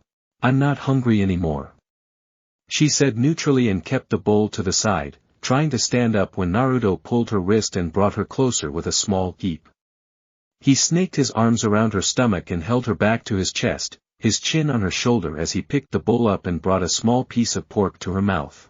"You need to eat, Satsu-chan, come on now, don't be silly," he said softly, and a small smile lit up her face. "I said I'm not hungry," she said half-heartedly, and her stomach grumbled a bit, betraying her. She blushed in embarrassment and looked down, making Naruto giggle at her misfortune. "All right then, please eat for me. If you eat half of it with me, then I'll be completely satisfied," he whispered in her ear softly, making her shiver as he kissed her neck softly and put the piece of meat in front of her mouth. She opened her mouth a bit and ate it slowly and took her own chopsticks and fed him, staying in the same position the whole time, smiling. She didn't even realize when they finished both the bowls, as Naruto piled the huge bowl he had on top of her small tomato ramen bowl that he ate for her. He rubbed her stomach softly, making her feel fuzzy and warm as she put her hand over his with a smile. "Now wasn't that the best meal ever?" he said softly, making her smile at his words. She brought her hand to his cheek and pulled him close, kissing his cheek softly and rubbed at her own cheek, touching his. Naruto closed his eyes, feeling her hands rub his sensitive cheek softly. "So how do you feel now, are you all right?" she asked softly, making him smile at the concern her voice held, and nodded slowly. She nodded as Naruto leaned back on the headboard of the bed and held her close to him all the time. She decided it was time to hand him the scrolls that Hiruzen had entrusted to her, except for the one with the Uzumaki scroll for now. She handed him the 2 Namake's clan symbol scrolls, making him look at her questionably. "Those are the 2 scrolls your father left you, Naruto-kun. Sandame entrusted them to me, seeing as you held more trust in me than any other person yesterday." She spoke softly, smiling at his nickname, and took the scrolls from her hands. He saw the intricate blood seals, making him appreciate the skill and craftsmanship of the seal master, his father, had once held to create it. He bit his thumb, smearing the blood all over the seal, and pumped chakra into his scroll. It glowed for a moment, the seals recognizing the blood and chakra signature, as they suddenly heard a small click and the scroll unrolled, making him smile. This really proved that he was his son, carrying his blood in his veins. He started reading it and saw Satsuki looking elsewhere to give him some privacy, when he suddenly wrapped an arm around her waist, pulling her closer. She kept her head on his shoulder, sitting on his lap, as she heard his voice in her ear. "I don't have anything to hide from you, Satsu-chan, read it with me please," he said softly, and she heard the little vulnerability his voice held and nodded. Both turned their gazes to the unfurled scroll, reading its contents. "I, Minato Namikaze, the 4th Hokage of Konohagakure no Sato, clan head of the Namikaze clan, which holds its seat as one of the 4 noble clans of Konoha, leave all my fortune, which includes the entire wealth of the Namikaze clan and its compounds, every property I own or is registered under the Namikaze name, to my son Naruto Namikaze. The Namikaze clan compounds have been sealed by the various security, privacy, and barrier seals attuned only to my son's chakra and blood. He is the sole inheritor to the entire wealth, knowledge, and lands owned by the Namikaze clan. I hereby name Naruto Namikaze, son of Minato Namikaze and Kushina Uzumaki, Jinchuriki of the soul of the Kyubi no Yoko, as the heir to the Namikaze clan. If anything happens to me, this will be my last testament, and order that everything be handed down to Naruto after he is ready to learn the truths through Hiruzen Sarutobi, to whom I have trusted this responsibility in case his mother abandons him or if something happens to her in the aftermath of my death. Hiruzen Sarutobi shall be the guardian to the clans and my own wealth until the time he deems him ready. Minato Namikaze. Yondaime Hokage, Namikaze clan head. Amen." Satsuki smiled, reading the contents of the letter, or what was more like it. His father was a great man, to take such preventive and cautious measures even in his last moments, just to make sure his son wasn't left alone to fend off for himself. She was startled as she saw small drops dropping on the scroll and looked to the side to see Naruto smiling while crying. She cupped his cheeks with both her hands, wiping his eyes with her thumbs, and kissed his lips softly as he sniffed and smiled at her. "He didn't abandon me, Satsuki-chan, he was worried for me even in the face of death," he spoke, sobbing with a smile. "He left everything he owned to me, entrusting me with his legacy." He sniffled, and she nodded with a small smile, handing him the second scroll. He took it slowly with trembling hands, knowing this was what would be the fourth's, his father's last words to him. What would he have written thought? Did he love him? Or did he too think of him as a demon like his mother? Did he leave him everything just because of his bloodline? His thoughts were broken when Satsuki grabbed his hands, squeezing them softly in reassurance and gave him a heartwarming smile making his heart flutter. His doubts vanished when he looked into those onyx pools that held nothing but warmth and love for him, and those small lips that gave him the most beautiful smiles of his life. "Don't worry, I'm here for you," she said in a reassuring tone, making his heart soar in confidence. "I know he loved you very much, trust me," she said softly, rubbing her thumb over his hand. He smiled and nodded, unsealing the scroll and put it on his lap. Satsuki wrapped her arms around his waist and kissed his cheek softly to make him feel happy before he read whatever the letter held. She didn't want him to go through both at once, but it was better to get it over with now.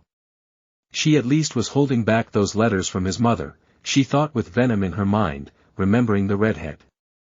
She would hand them over if he was holding off well after reading these first, and let him know that one of his parents were at least, well, parents. Both turned their gazes to the unrolled letter on his lap. "Naruto, oh my little boy. How much I wish I could be there for you. There are just so many things I wish to talk to you about, teach you. Pass on my, well, everything to you. Now where to start? I never really was that good at these last words, but I guess these are really the last, eh? Get it? Oh well. Well, I really wish the scroll I left with the old monkey doesn't come to use. But if it has, and trust me I pray it doesn't, then you have led a life full of loneliness. I have taken measures for your safety and all your basic amenities you will ever need growing up. Hiruzen has probably taken very good care of you, and if he hasn't then trust me he and I will have some words soon. He doesn't really have much time left anyways, I don't get how he stays so fit in that age, must be his thing. You will probably be owning a lot of money and power by the time you open this letter, I hope and I am watching you that you don't become arrogant or turn foolish with all the wealth and fortune at such young an age. But I know you're my son. I trust you enough that you won't be like that. Seeing how much you look like me, I can proudly say you'll be just as awesome as your old man. Well, now let's let some parental instincts kick in. Do not, and I mean absolutely not, turn into a pervert like Jiraiya-sensei if he ever makes contact with you or tries to turn you into his corrupt ways. Or I swear, he'll regret ever dying after me and I meet in the afterlife. Make friends. I know it will be a bit difficult for you seeing the burden I have put on your tiny shoulders, but try and make some friends. You don't need a whole lot of them, just a few would be enough that you could trust completely. And that brings me to the next point. Girls. Now no need to be embarrassed about hearing this from me, every parent has to tell their children about this and this will be the least embarrassing in your case. When you'll get the letter, you'll be a young man and it is only natural to take an interest in girls. But try and find a nice girl, a girl who loves you with all her heart and one you could trust your life with. Love, now I can't explain it to you. You'll know when it happens, both of you will stay and wait for each other even if you are so far apart it doesn't look like you'll be together again. Your hearts stay connected even through that. When you feel so strongly about someone, then you can say you are in true love with each other. I wish you find your partner and hope she is very kind and pretty, after all I need a cute girl to see with my little boy from up here you know. No alcohol or sake until you're of age, and even then only a little. It's alright to drink a little on occasions but it harms you if you take it excessively, so try and stay away from it. Be careful about the handling of money matters, alright, try and help as many people as you can with the money you have. That is the best use it could have. Alright, now moving on from my don'ts of life, I hope you did well at the academy, even if you didn't, don't get depressed, sometimes it takes time but I'm sure you'll get it right. After all, it is a parent's duty to trust in their children, right? Remember that everyone has strengths and weaknesses. Find your strengths and harness them, weed out your weakness through hard work and perseverance and I'm sure you'll make me proud. Blood splatter. Naruto, looks like my time is getting up. Now listen and remember this carefully. There was an orange-masked man with a lone Sharingan in his right eye behind the attack of the Nine Tails tonight. He'll be back for you, I'm sure of it. Get strong enough and make allies who would stand up next to you and watch your back and gain enough strength to deal with him when you finally have to face him. Blood splatter. Naruto, from now on, you're going to face lots of pain and hardship. Be true to yourself. Have a dream and have the confidence to make that dream come true. There's so much. Oh, so much more that I want to pass on to you. I wish I could stay with you longer. I love you. Both giggled at the man's lousy sense of humor that he apparently held even in his last moments. And by the time they reached the end, tears were streaming down their eyes heavily as they read one of the most loving and beautiful words they had ever read. Naruto was clutching the scroll to his chest tightly as Satsuki held him in a tight embrace, herself crying heavily. How much had the man loved him? How much it must have pained him to imagine his son being put through all the hardships and adversities because he put the burden over the tiny shoulders of his child. Just so he could protect the village. She clutched him tightly and he held on to her like a lifeline, crying heavily in her chest as she hid him in the loose sleeves of her kimono away from all the pain and loneliness his heart released. Absorbing it all into her, so he could live free of them. He loved me, Satsu-chan, he loved me. He said in between heavy sobs, crying in her chest, and she nodded, rubbing his head softly. I was wanted, he wanted to raise me, spend my childhood walking through it with me. I was loved, he died loving me to the last minute. He said in choked sobs, and she nodded, clutching his head to her chest tightly. Yes, he did. How couldn't he love you, Naruto-kun? She said lovingly, rubbing his head and brushing his hair softly.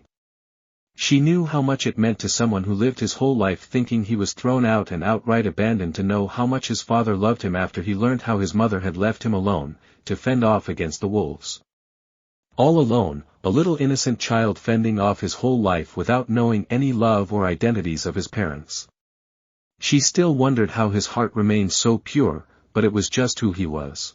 She held her love crying into exhaustion for 2 hours straight, cooing him and holding him to her, letting him get it all out from him. She watched him fall asleep with a small smile. She laid down by her elbow beside him, rubbing his hair softly. She brought his head into her chest and watched as he snuggled and cuddled up to her, making her smile. She too closed her eyes and laid beside him, both covered up to their necks by a blanket, falling into a deep slumber in the day, in each other's arms. Meanwhile, in the council chambers at the Hokage Tower. The council had been called as the shinobi and the civilian council sat wondering the reason for the meeting, while the elders sat in contemplation of what could be so important to convene the council at such short a notice. Suddenly the door to the council chambers opened and in walked Hiruzen Sarutobi and took his seat as silence reigned supreme in the chambers. He looked at the curious and confused gazes of the people in the room and started. I'm sure you all must be wondering why you are here. He started getting nods from everyone. Well, I am here to tell you some things, amongst which I'll start with the fact that Kushina Uzumaki along with her 2 daughters, Narumi and Mito Uzumaki, has returned to the village. He said, getting gasps from the whole room and happy cheers from the civilian council. Yes, the hero twins of the village have returned, it is great, Hokage-sama. Screeched the councilwoman Mabuki Haruno, making everyone wince, and the doors to the council room opened and in walked Kushina Uzumaki and took the vacant Uzumaki clan head seat with a blank emotionless look on her face, making Hiruzen sigh. He knew she was a time bomb waiting to explode. He silently signaled his ANBU to be on guard to restrain her should that happen. Kushina-sama, it's great to have you back with your daughters, now the strength of our village has returned. Said Hayashi, and she didn't even spare the man a glance, making him confused, and Hiruzen saw her little twitching fingers as she stared at him with narrow eyes, and he coughed, gaining everyone's attention. Alright, please, I have something to reveal to all of you that has to do with the Yondaime and the Namikaze clan fortune. He said, and Danzo growled under his breath. He wanted to take that for himself and use it for his route when Kushina would forget all about it in her self-wallow. But now it looked like she was going to claim it. His thoughts were cut off as Hiruzen spoke up. Today is the day that I deem the time to reveal the Namikaze clan heir and the son of the Yondaime Hokage and the last Namikaze clan head, Minato Namikaze, to the village, as were the last wishes of my late successor to me. He started as the council roared in an uproar, hearing the Yondaime had a son. Hiruzen listened to their bickering and annoying things, asking where he had been all this time. Finally, he had enough and slammed his hand on the table, leaking a huge amount of killing intent, shutting them all up. Silence! He roared, shutting them all up as they looked at their furious Hokage in fright, seeing the reason why he was called the God of Shinobi, in the first place. He took out a scroll from his sleeve and all of their eyes widened at seeing the name Namikaze embroidered over it and the special official seal of the fourth Hokage. This, he said pointing to the scroll, is Minato's will and last testament to me and this village. I shall read it now to everyone. He said, and they all nodded, and one could hear a pin drop in the room clearly at how deathly quiet it was as he began reading the copy of the will, the same as the one addressed to Naruto. I, Minato Namikaze, the fourth Hokage of Konohagakure no Sato, clan head of the Namikaze clan which holds its seat as one of the four noble clans of Konoha, leave all my fortune which includes the entire wealth of the Namikaze clan and its compounds, every property I own or is registered under the Namikaze name to my son Naruto Namikaze.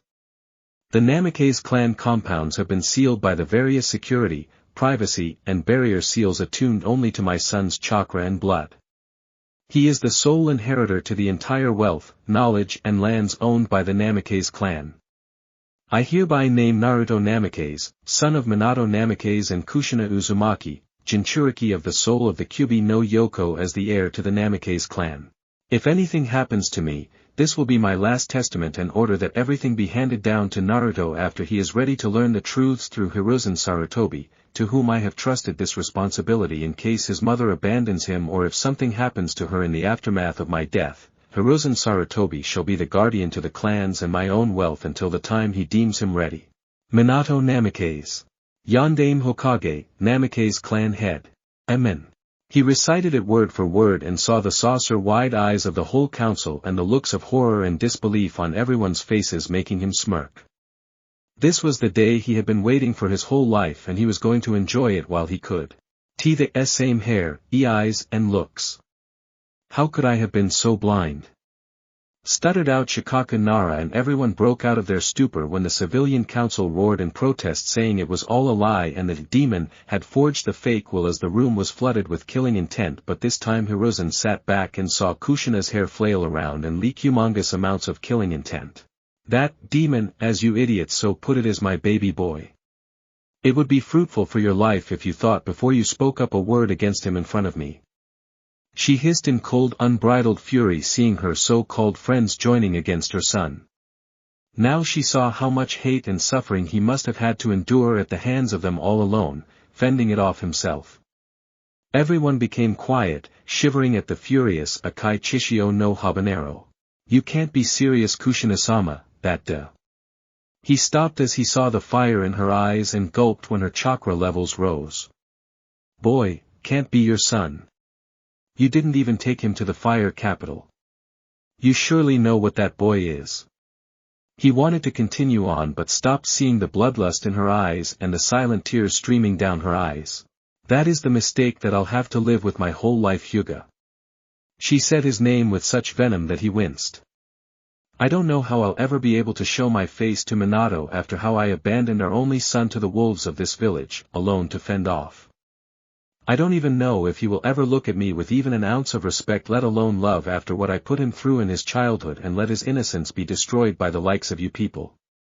Actually, who am I to complain? I was one of you fools for the first 5 years of my life until I realized my mistake. If it wasn't for Hiruzen, she said, giving the man a small smile who nodded, his hat shadowing his face as he listened to her words intently. I know my boy wouldn't have lasted a night with all of you looking at him with your disgraceful eyes. He is the only one in the whole village who saw the innocent and alone boy for who he really was and took care of him like I should have, just because he made a promise to. No, he would have done that even if no would have asked, when the child's own mother abandoned him. She said, wiping off her cheeks of the silent guilt-ridden tears that did nothing to ease the pain in her heart when Sum spoke up. Kushina, you can't be serious. That thing must have played with you, mind. She was cut off as Hiruzen went through lightning-fast hand seals, faster than they could blink, and shouted. Earth style, mud wall. He shouted, spitting out dirt which formed a thick wall in front of Tsum, who was confused, but everyone's eyes widened in horror at seeing an adamantine chain inches from her eye, and she fell back on her but from fright as the wall fell and she saw Anbu restraining and failing to stop the furious Uzumaki clan head who had drawn her legendary sword. Let me go. I'll teach that bitch to call my baby boy a thing. she said in fury as they tried to stop her but were failing miserably as 2 Anbu lay on the ground unconscious and the other 4 not faring too well when Hiruzen got behind her and chopped her neck, swiftly catching her in his arms and handing her to Dragon, the Anbu commander who had a scathe on his shoulder from being impaled by one of her chains. Dragon, take her to the Uzumaki clan compounds and make sure she stays safe and under control of her temper for a while until I meet up with her, he said, and the Anbu commander nodded and vanished with the unconscious Uzumaki clan head in his arms. Hiruzen turned to the frightened shinobi council and elders and the civilian council, most of whom had fainted in fright, and sighed, plopping down on his chair tiredly.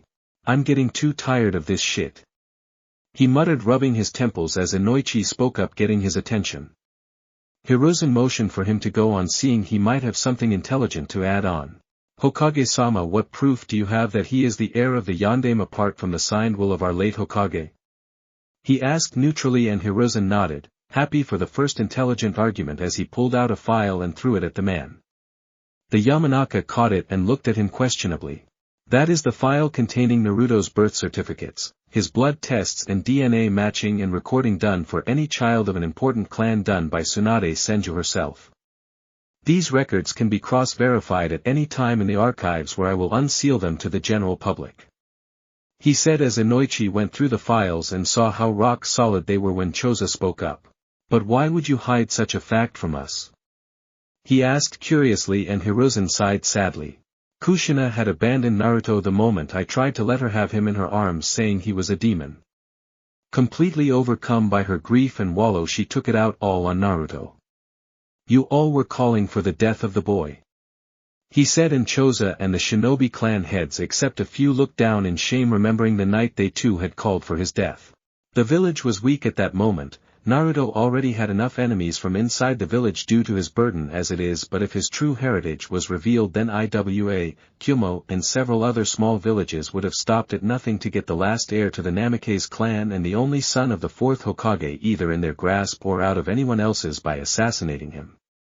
I couldn't protect him from everything while looking after the village at the same time at our moment of weakness.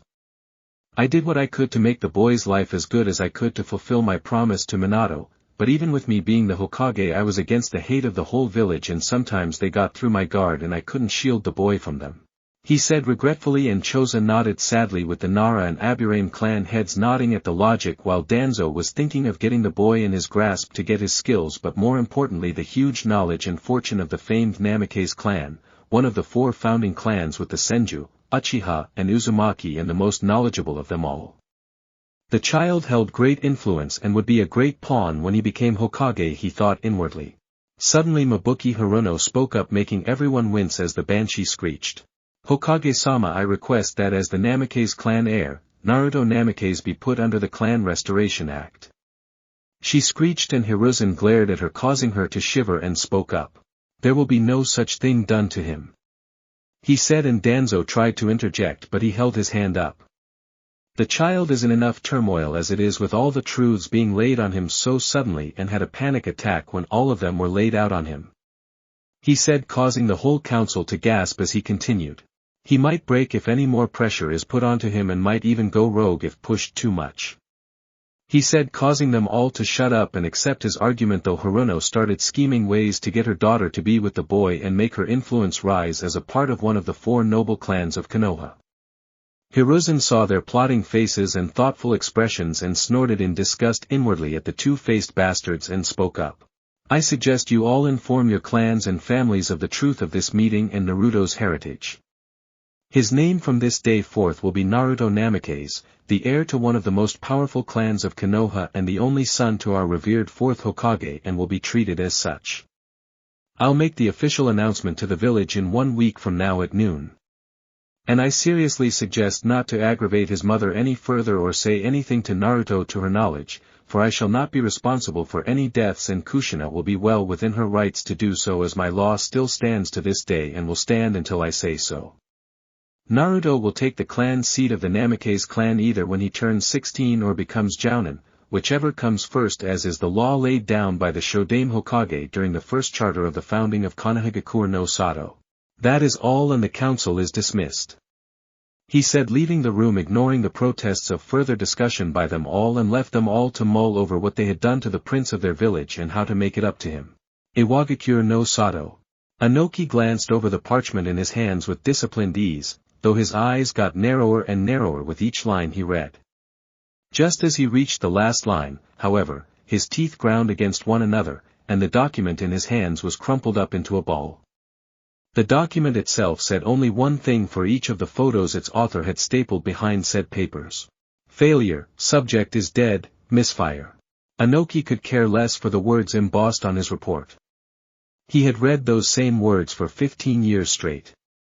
It was the pictures that came stapled with these documents that made his mood turn sour every time. Pictures of mutilated bodies, resembling nothing more than green goo, were nasty enough to make even his stoned eyes flinch. The jonin who had been unfortunate enough to be tasked with being the bearer of bad news to his kage weighed his options, and whimpered.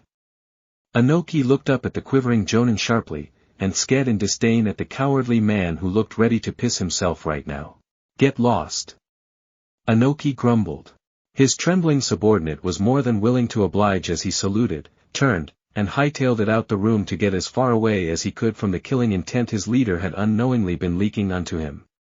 Anoki rolled up the scroll in his hands, and leaned back in his chair with a resigned sigh. No luck again, huh?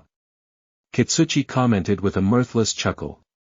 He folded the copy of the report on his lap and stretched his arms with a yawn. It's about time you let up on your obsession with that man, Tusama. It's been 15 years already, and pointless deaths have been the only success you've had with this project. There's no way we'll ever succeed in recreating that horror of a jutsu, much less see it used in combat. Moreover, how do you intend to explain all those corpses if someone asks us where they came from? Anoki's chair creaked as he flexed it back and forth. Whatever. He waved a hand in dismissal. They were all criminals anyway. It's not like anyone will miss them. Anoki croaked in annoyance, a touch salty from the truth laced behind his son's words. Just as Kitsuchi's lips parted to refute Anoki's words, weren't you supposed to go and meet Kuratsuchi for lunch? The old man remarked offhandedly. Kitsuchi overlooked the subtle insinuation in his words and blinked. Now that you mention it, I suppose I did. He got up and left his father to his own devices. Anoki's eyes misted over and his fingers lightly traced over the 3 holes on his desk. These holes were the reason why he could never let go of this project. No matter how many years pass, no matter how many lives it took, he would recreate that myth for Iwa. Then and only then could he let go of the humiliation and disgrace that man had infested over his heart. Anoki balled up his fist tightly to the point it trembled. Curse you, Namikaze. Konohagakure no Sato. Hokage Tower. The sun shone strong overhead this hot afternoon when Kushina Uzumaki arrived at the doors to the Hokage's office. She had dutifully checked herself in with his secretary, who, as per her appointment register, had already been expecting the redhead's arrival, though not quite as early. Kushina had to wait outside Hiruzen's office doors like an academy student did after getting detention. All the while, Kushina kept chewing on her lip in morbid anticipation so that she could wait for Hiruzen to give her permission from the other side to step in and meet His Highness. After what seemed like an eternity to Kushina, "Come in," Hiruzen's striking voice called from behind the door. Kushina mouthed a "thank you" to the secretary who held the door open for her with a reassuring smile, and Kushina heaved a deep breath herself before finally stepping inside with a sigh. Just as the door behind her clicked to a close, "What business brings you here, Uzumaki-san?" Hiruzen asked with a tone of impatience. "Hokage-sama," Kushina greeted him with a polite bow, "I've come here today with a personal request." If possible, she bowed even lower to show her humbleness on the matter. "Please, be kind enough to give me the address to my son's residence. I really want to see him. It's been a couple of weeks already since the last time we met," and whatever request she was about to make was cut off by Hiruzen's cold voice. "If memory serves me correctly, Uzumaki-san, and it does. All you have are 2 daughters, not a son." Kushina chewed on her lip in anguish and fought back her tears, but made no attempt to retort on that snark comment. "Hiruzen," she began in a soft voice, surprising Sarutobi with her switch to such an informal and kind tone, Naruto is my heir, by blood, and nothing you say will ever change the fact that I am, in fact, his biological mother. She finished firmly. Despite the anger and animosity Hiruzen felt towards Kushina for that statement regarding her relation to Naruto, he couldn't deny that the conviction shining in her eyes was genuine and sincere. Kushina, Hiruzen sighed warily, you know I can't give you what you want. I will not be laid off so easily today, Hiruzen Sarutobi, Kushina interrupted him icily. Even with her tone of defiance, Hiruzen's anger gave way to pity seeing the pure defeat and fatigue shining under the dark bags beneath her eyes. She was clearly not sleeping or eating correctly, and Hiruzen's heart may have iced over for this woman years ago, but he had to keep in mind that her carelessness would indirectly affect her two daughters in the coming future. One tormented child was more than adequate as is, but adding two more to that lump was completely unacceptable.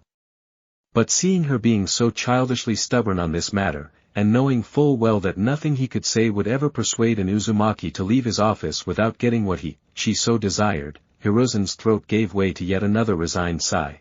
He began in a gentle tone, not only is he your son, Kushina.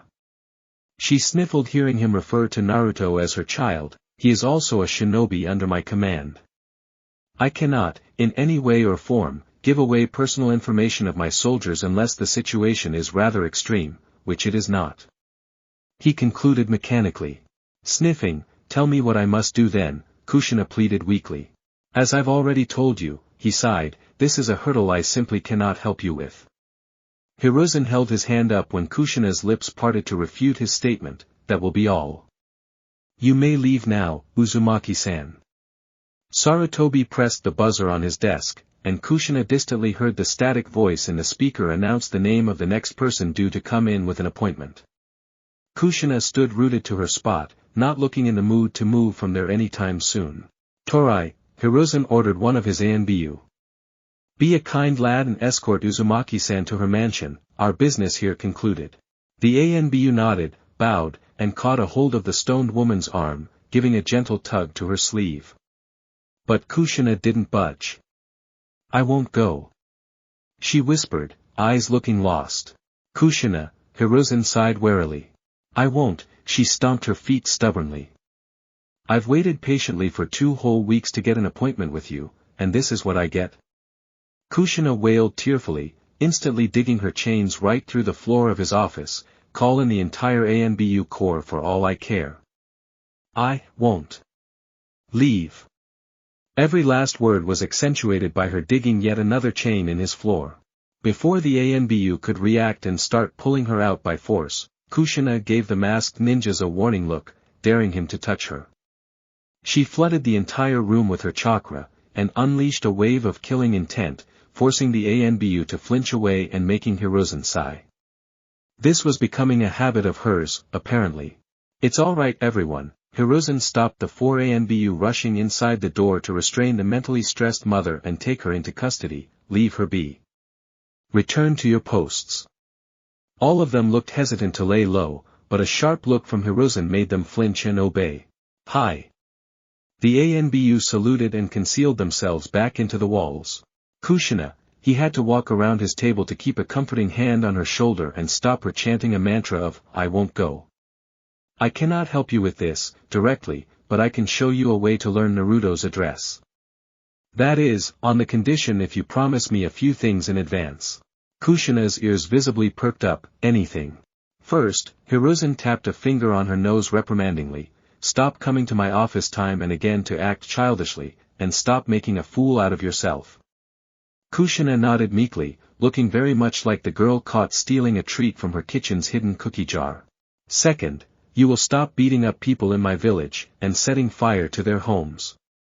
I have enough paperwork as it is, don't make my life any harder than it already is, since, I can only overlook so much, even for a clan leader before I am forced to take drastic measures. Kushina had the decency to blush at being caught red-handed, but they were the ones who were berating Naruto so openly. Even so, Hiruzen cut her off sharply, that is not the way to handle them. She shrunk a little from his tone, all right, and caved in. Third, Hiruzen tapped her nose again to garner her attention. You will go and see. That's a lot of promises. Kushina grumbled under her breath. Inoichi every week for counseling sessions, and you will not engage the man in any which way. Hiruzen ignored her protests entirely, and continued on his tirade of promises to list. So, what's Naruchan's address? Lastly, he ignored the dirty look Kushina shot him for taking advantage of her plight, and pull out so many promises from her. If Naruto does not wish to meet you, leave him be. Kushina dug her toe in the ground and drew circles with it. Kushina, do I have your word? Hiruzen demanded testily. The redhead said nothing, and continued on her childish antics with an added fervor. The Hokage sighed, Kushina, don't make me put you on ANBU surveillance. That last promise you will have to make if you even want to leave this office today. There was a moment of silence. I won't hurt him, Tebane. She whispered quietly. Lord, she sounded devastated. Sighing, you may not even realize if you were hurting him, and that's why I'm saying this, if Naruto tells you to leave, you leave. Turn around, and walk away. Give him some time. Don't push him too much, or we all may lose him for good this time. Hiruzen told her, his own throat tightening from those last words. Alright, Kushina promised, I'll leave if he doesn't want to meet me. Now tell me his address. Hiruzen smirked, I already told you, Kushina. I can't. Kushina looked at Hiruzen as if he had grown a second head. You do realize that we are back at square one if you go back on your words, Hiruzen Sarutobi. She muttered dryly. However, Hiruzen added slickly, I cannot stop you from scouring his address if need be. The redhead blinked, you'll overlook that. She asked as her tears lessened, baffled. That was the primary reason she hadn't tried her own hand at finding Naruto's residence in the first place. Kushina knew that Hiruzen had kept a stern eye on her, damn if she knew how, but the redhead had felt eyes on her ever since she had first stepped foot in his village, and she knew Hiruzen would most likely retaliate with lethal force should she be caught doing anything in relation to Naruto, harmful or otherwise. I will this time, Hiruzen conceded tiredly. Kushina smiled weakly and wiped her cheeks, thank you. She thanked him. Hiruzen placed a hand on the small of her back, and guided her outside his office. Just as Kushina was about to leave the premises to go and scour out Naruto's whereabouts, however, Kushina, Hiruzen called monotonously. Kushina twisted around, her long hair bouncing with her abrupt motion, if anything ill should happen to befall Naruto, I will kill you. His promise was followed with a vision being forced in her mind, a vision comprised of a series of events, all of which lead to her painful demise flashed through Kushina's eyes, and only when Hiruzen let off of focusing his killing intent on her did she breathe easy. But his words and threats only made her chuckle humorlessly. Seeing Hiruzen's unimpressed gaze still trained on her, you won't have to, Hiruzen, I'll kill myself before that happens, I promise you that on my honor as an Uzumaki. She wiped a stray tear from the corner of her eye and smiled candidly. Both of them stood still for a moment, and Hiruzen wondered if Kushina's last tear was one of sorrow or from her laughs, before shaking his head and twisting. He bid her a mute farewell, and trudged his way back inside his office. Hiruzen's heart constricted in fear as to what disaster this meeting might lead to, but he had already intervened a lot in Naruto's life, maybe a bit too much, just so he could keep Kushina's grim shadow off of Naruto's back. However, Naruto was no mere child now, moreover, the boy certainly didn't need to be coddled by him anymore. He was a genin, a trained shinobi. If the boy had a license to kill, then he sure as hell could make his own decisions in life. It was funny how quickly kids grew up these days, Hiruzen mused fondly. Naruto's apartment. Hot water cascaded down her flesh, rinsing away all the dirt and fatigue accumulated over her training routine from the day. Her hands roamed about her back, slowly making their way up only to get tangled in her black locks. Lips twisting southwards, Satsuki's eyebrows knitted together in abject annoyance as she pulled and hacked her hand off her hair. Wrapping a towel around her body, she walked out of the shower with a permanent scowl on her lips. Dripping all the way out to the kitchen, Satsuki ignored the oblivious blonde roomie of hers and went straight for the drawers. Rummaging for a minute or so before slamming it close with a snarl, Satsuki slapped a hand on her hip and cocked it aside. Where do we keep the scissors? She asked impatiently. Naruto looked up from his notebook and blinked seeing the girl's near-naked state. Shouldn't you be looking for some clothes instead? You'll catch a cold like that, Satsu-chan. He pointed his pencil to her clothes, or lack thereof. Satsuki forced herself to ignore the concern his voice held for her lest she blushed, and tapped her foot impatiently. Scissors, she demanded testily with an outstretched palm. Sighing, Naruto got up from his chair before the girl threw a tantrum. Whatever. At least go get clothed now, I'll get you the scissors as soon as you return, your highness. Naruto shrugged with a roll to his eyes. Satsuki frowned and tried to retort, but a sneeze was what came out of her mouth, and begrudgingly admitted Naruto's point had some merit to it. Putting on a camisole and skirt for the moment, Satsuki bound her hair in a towel turban to dry them off and walked out to see Naruto nestled back in his seat, buried nose deep in his sealing journal. Her eye ticked. What are you always working on anyways? She seated herself on the opposite stool and threw a leg over the other, cheek resting in her palm. Naruto didn't even bother looking up from his journal. It's a seal that will let me send a short message to whoever I give a copy of my seal. Satsuki's eyebrow shot up in surprise. That's pretty cool. She whispered in slight awe. How short of a message are we looking here? Naruto grinned proudly. 8 characters in kanji is the most I can manage with it for now. Satsuki curiously leaned forward. What if you send more than that? She asked.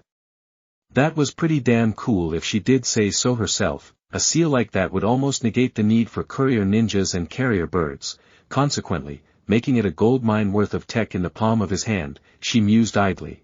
Doesn't matter how much more you send, the first 8 characters will be sent, while the rest would be lost into the void.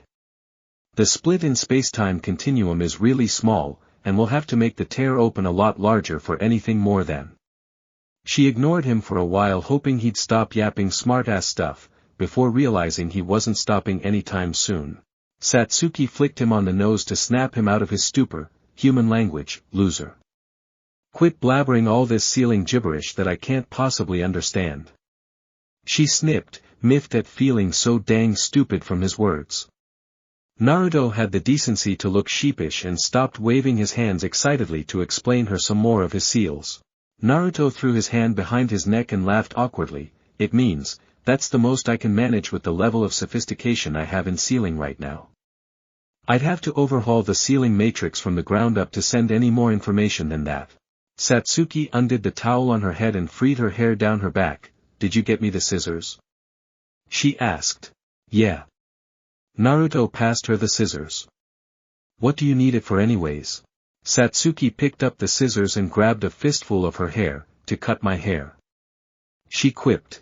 Naruto was off his stool like lightning and caught her wrist before she could start trimming down her hair. Don't cut your hair. He whispered quietly, looking scandalized from the prospect. Why the hell not? Satsuki snapped. It's long, messy, and takes way too long to comb down. It's my hair, you don't get any say in this matter. Naruto loosened his grip on her hair, and stepped back with a forlorn smile. I guess you're right. If possible, Satsuki's scowl deepened even more menacingly than it already was.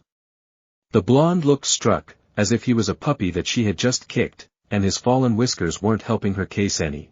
Fine. She grumbled and passed him the scissors. You trim it then. She suggested. She absolutely had to cut them down. It was fine to keep them long when she was younger and in the academy. They were at a manageable enough length that Satsuki could tie them up without hacking away on her bird's nest of a hairdo with a comb every damn morning. Naruto perked up and nodded, scooting down his stool behind her back. Don't move. He commanded, and started cutting away a small portion from the tips of her hair. It was almost negligible if someone other than him were to comment on it. Her cutting session wasn't even 5 minutes in before Naruto gave a pat to her back and nodded to himself, looking proud. That should do it. Satsuki took a wisp of hair in her fingers and traced its length with a frown. Too long. Naruto looked scandalized. It's absolutely fine now. He argued fiercely. The raven looked ready to breathe fire. Give me those damn scissors. She snatched it off his palms. Just as she was about to cut it down to nearly shoulder length in one fell swoop, her eyes landed on a doe-eyed blonde looking at her pleadingly. Her hand deliberated a few minutes whether to just go for it, or give in to his tempting eyes. Finally, stop that. She glowered. Naruto stuck his lip out and shimmied his eyes a little. Stop what, Satsu-chan? He fluttered his eyes innocently. Satsuki sighed and slammed her head on the counter. It's got to go, Naruto. I'm not one of those girly girls who is patient enough to take care of this bird's nest every time I shower. Kunoichi aren't supposed to look cute. She reasoned softly. There was a moment of silence. I'll do it, Naruto whispered. Satsuki picked up her head with a raised eyebrow. What? She asked incredulously. She honestly thought he was about to let her cut it down now. I'll comb it for you. The blonde boasted loudly. Satsuki giggled in her hand. Every day? She asked in a sing-song voice. Yup. Naruto bobbed his head up and down. I promise I'll do it, Tebeo. The raven knew better than to argue with Naruto when he made a promise. The boy was more stubborn than a bull when it came to promises. Still, the moment you skimp out on your promise, I'm getting a bob cut, are we clear? She demanded half-heartedly. Naruto didn't answer her with words, but was content enough in fetching himself a comb and proceeding to start work on his promise. He kept humming a soft tune as the comb worked out the kinks in the raven's hair. Contrary to what she believed, Satsuki's hair weren't as jagged and rough as she made them out be. They were pretty soft and smooth, but it was just that this stubborn girl of his was way too cool to do the girly stuff and take some measures to dry them off every morning when she could be out training during that time and becoming stronger. Naruto pressed his lips on the back of her head and gave her back a pat. All done. Satsuki ignored the steam her ears produced from his heartfelt gesture, and felt the groomed hair slip out from her fingers like smooth velvet. Pretty impressive, huh? Naruto goaded her to praise his skills. Not like she having any of it, HN. Satsuki grunted. The raven gave a squeal of glee when Naruto wrapped his arms around her stomach and flapped her around like a doll, while she kept kicking thin air with her feet. Unhand me, you idiot. She growled, but her words were betrayed by the laugh that broke free of her lips during that playful moment. Grinning, oh, now you can speak words. Naruto twisted her around with added fervor. There was a knock to the door that made the duo halt their playful tendencies, and sober up a bit. Satsuki loosened his hands from her stomach, fuming on the inside at whoever it was that had broken up their moment and had come to get an earful of her mind. I'll get the door. She grumbled. Cracking open the door with a snap, Satsuki's eyes were met with a flash of red, which, upon recognition, forced the girl to hold the door at an arm's length lest she let Naruto see who it actually was. What are you doing here? The girl all but hissed. Hello. Kushina greeted politely. Satsuki's eyes narrowed in on the two people flanking either of her sides. The first one was the same old man from a couple weeks prior, Jiraiya if she remembered correctly. The second one, however, made her eyes turn tighten into thin slits. Kakashi, the Uchiha heiress spat ominously. He already wasn't in her good books from the time he had ratted Naruto's weakened state to Sakura, but now he was right up there with Itachi if you know what she meant.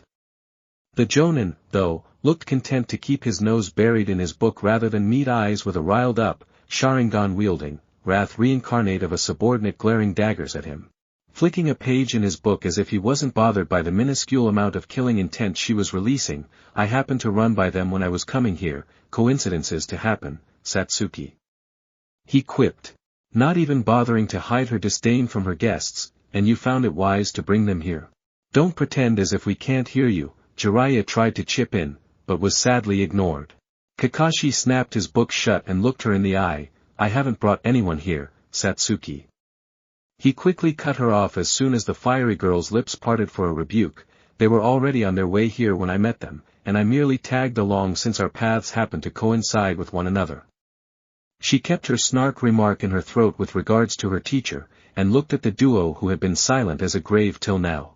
What do you want? Satsuki clipped, foregoing any need for formalities or greetings. Kushina looked like a deer caught in headlights. Right, is Naruto in? Satsuki's throat constricted, no. She all but roared. That was a disaster she was absolutely not letting occur. It had been a tough 2 weeks getting Naruto break free off his trauma to get back on his feet, and now, when he had finally agreed to get back to training and missions, she was here. The Raven heaved a deep sigh, he's not home. She lied calmly. Oh. Kushina ducked her head in disappointment. Then an idea lit her mind, where is he? She asked excitedly, happy beyond belief that her son was finally roaming out and about. Satsuki fidgeted, deliberating how to go about this. Out. She replied. Kushina blinked, out. She asked, Satsuki nodded. Can't you be a bit more specific? Satsuki's fingers tightened on the ledge of the door, how should I know? She snapped. What do I look like, his mother?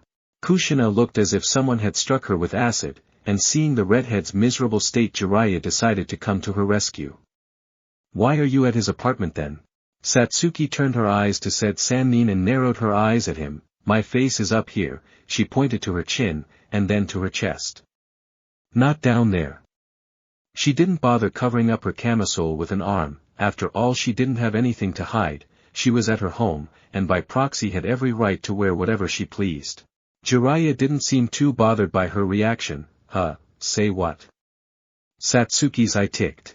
Kushina, upon realizing what the girl was insinuating, looked sideways to see Jiraiya openly ogling at the girl's visible cleavage. Jiraiya, she growled at the pervert's antics. Remove your eyes off her chest before I remove them for you, permanently. Her threat, coupled with the killing intent she lashed the man with seemed to have done the trick, and the perv Jiraiya looked the other way with an awkward cough. Ignoring the thought of filing a complaint for pedophilia that had just occurred here, as to why I'm here, this is my apartment. I live here. Satsuki informed the bickering duo. Kushina's eyes widened in disbelief. She had known that Mikoto's daughter was a bit close to her son thanks to Hiruzen's steadfast letters to her, but she hadn't been made aware that they were close enough to the point that they shared an apartment together. She turned her gaze to Kakashi, amethyst eyes pleading his lone one to tell her that the girl was lying. But his simple nod made her stomach dip as if someone had stuck a lead pillar in it. Gulping thickly, that's nice. Kushina stammered uncomfortably. How long have you been living here? If you don't mind me asking, that is. Satsuki's patience were running thin by this point, I do mind. Kushina sighed upon realizing that she was getting nowhere until this girl was standing like a wall in between herself and Naruto. It was a hard pill to swallow that this fiery girl with a tongue of steel shared the same genetics as the kind and gentle friend Kushina had once known. Plus, it didn't help her matters any that she seemed to be at odds with nearly everyone whose first name wasn't Naruto, even Hiruzen, the Sandaime Hokage himself hadn't been omitted from her lashing a few days prior. But she seemed almost foreign to the concept of guests. And that worried Kushina beyond all measures. Don't you have any guests around here? Kushina couldn't help but ask. It was such a nice house, and seeing how sweet Naruto had been when he wasn't aware of who she was, he must have a handful of friends. Right? The way Satsuki's scowl deepened, however, Kushina feared for the worst. Neither Naruto nor I are particularly well liked in this village, Uzumaki. She said, once again dropping the honorifics to show her dislike towards the woman. But before Kushina could ask what she meant by that statement, her voice died down seeing Satsuki's abrupt change in demeanor. Satsuki stiffened when she heard soft steps making their way nearer right behind her back. Listen, she called for everyone's attention. I don't mean to be rude or anything, Kushina smiled thinking there was at least some hope for redemption here, but her happiness was short-lived. But I'm tired to talking to you. Satsuki said, and slammed the door in their faces. Hearing the locks click in place, Kushina turned to Kakashi with all her righteous fury, hair rising and flailing behind her like 9 tails of rage. Clenching and unclenching her fists to calm down her nerves, did you see the nerve of that bitch? She snarled. Her best friend's daughter or not, that little floozy had all but slammed the door on her face without so much as inviting her in. No one, and Kushina did mean no one, had ever had the nerve to do such a thing to her before, in her own son's house no less. Kakashi's eye crinkled up in a manner that Kushina could only translate for a smile. If it makes you feel any better, Kushina-sama, she does that to me quite frequently. He lied. Satsuki had only done it to him once, and from then on Kakashi had been mindful enough of his students' privacy to take to the windows instead. Satsuki's bickering aside, Naruto was perfectly fine with his sensei using the windows so long as he didn't pop up in their bed or bathroom someday. He was such a great role model, right? Shoulders sagging in defeat, Kushina ran a hand through her hair. "Let's just go," she murmured quietly. Kakashi, being the gentleman that he was, waved his hand and made a dramatic bow to make her walk in front of him. As much as Kushina wanted to get this horrendous conversation out of her memory, for a kunoichi with as fine a background as she has, the least she could do is wear something decent in the house. She said with her nose scrunched up in justified irritation. Kakashi, having had his fill of drama for the day, took out his book to continue on exploring the plot some more. In her defense, Satsuki is entitled to wear anything she wishes at her house, he added. Before Kushina could half-heartedly retort that it was in no way a decent way to walk around with a 13-year-old boy living in the same house, unrelated, all alone, her thoughts were cut off by a third voice. "Yeah, she ain't hurting nobody." Jiraiya piped in with a perverse giggle. Kushina stopped dead in her tracks and flooded the entire street with killing intent. "I'd almost forgotten about the earlier incident, Jiraiya," she muttered in a sickly sweet voice. "Thanks for reminding me," she added with a crack to her knuckles. The toad sage took off in vain when Kushina's chains latched onto his ankles and dragged him back with her to an uninhabited alley. Kakashi, hearing the screams coming from the darkness, wondered if maybe he should step in and help the poor man from such torture. After all, old bones took longer to heal, didn't they? But when Kakashi saw just how crucial of a plot point was coming up in his novel, he softly giggled to himself and walked up the wall beside Naruto and Satsuki's apartment to enter through the window, since, he still had to inform them of the special training exercise he'd planned for tomorrow to gauge if his squad was ready to take the Chunin exams this year or not. Meanwhile, "Who was it, Satsuki?" Naruto asked as he came up from behind her. "The newspaper guy," she lied through her teeth. Naruto shot her a blank look. "We don't get any newspapers in our house," he reminded her. Satsuki sweated inwardly and unconsciously covered the door with her body. "Precisely," she said, and laughed awkwardly while blindly checking behind her to make sure if the door locks were in place or not. The blonde saw right through her. "You're lying," he stated and tried to go for the door.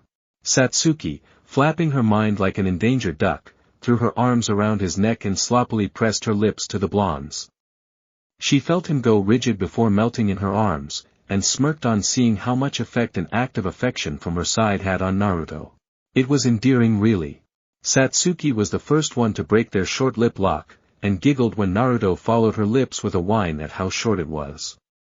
She tenderly nipped his nose with her own. "Bastard."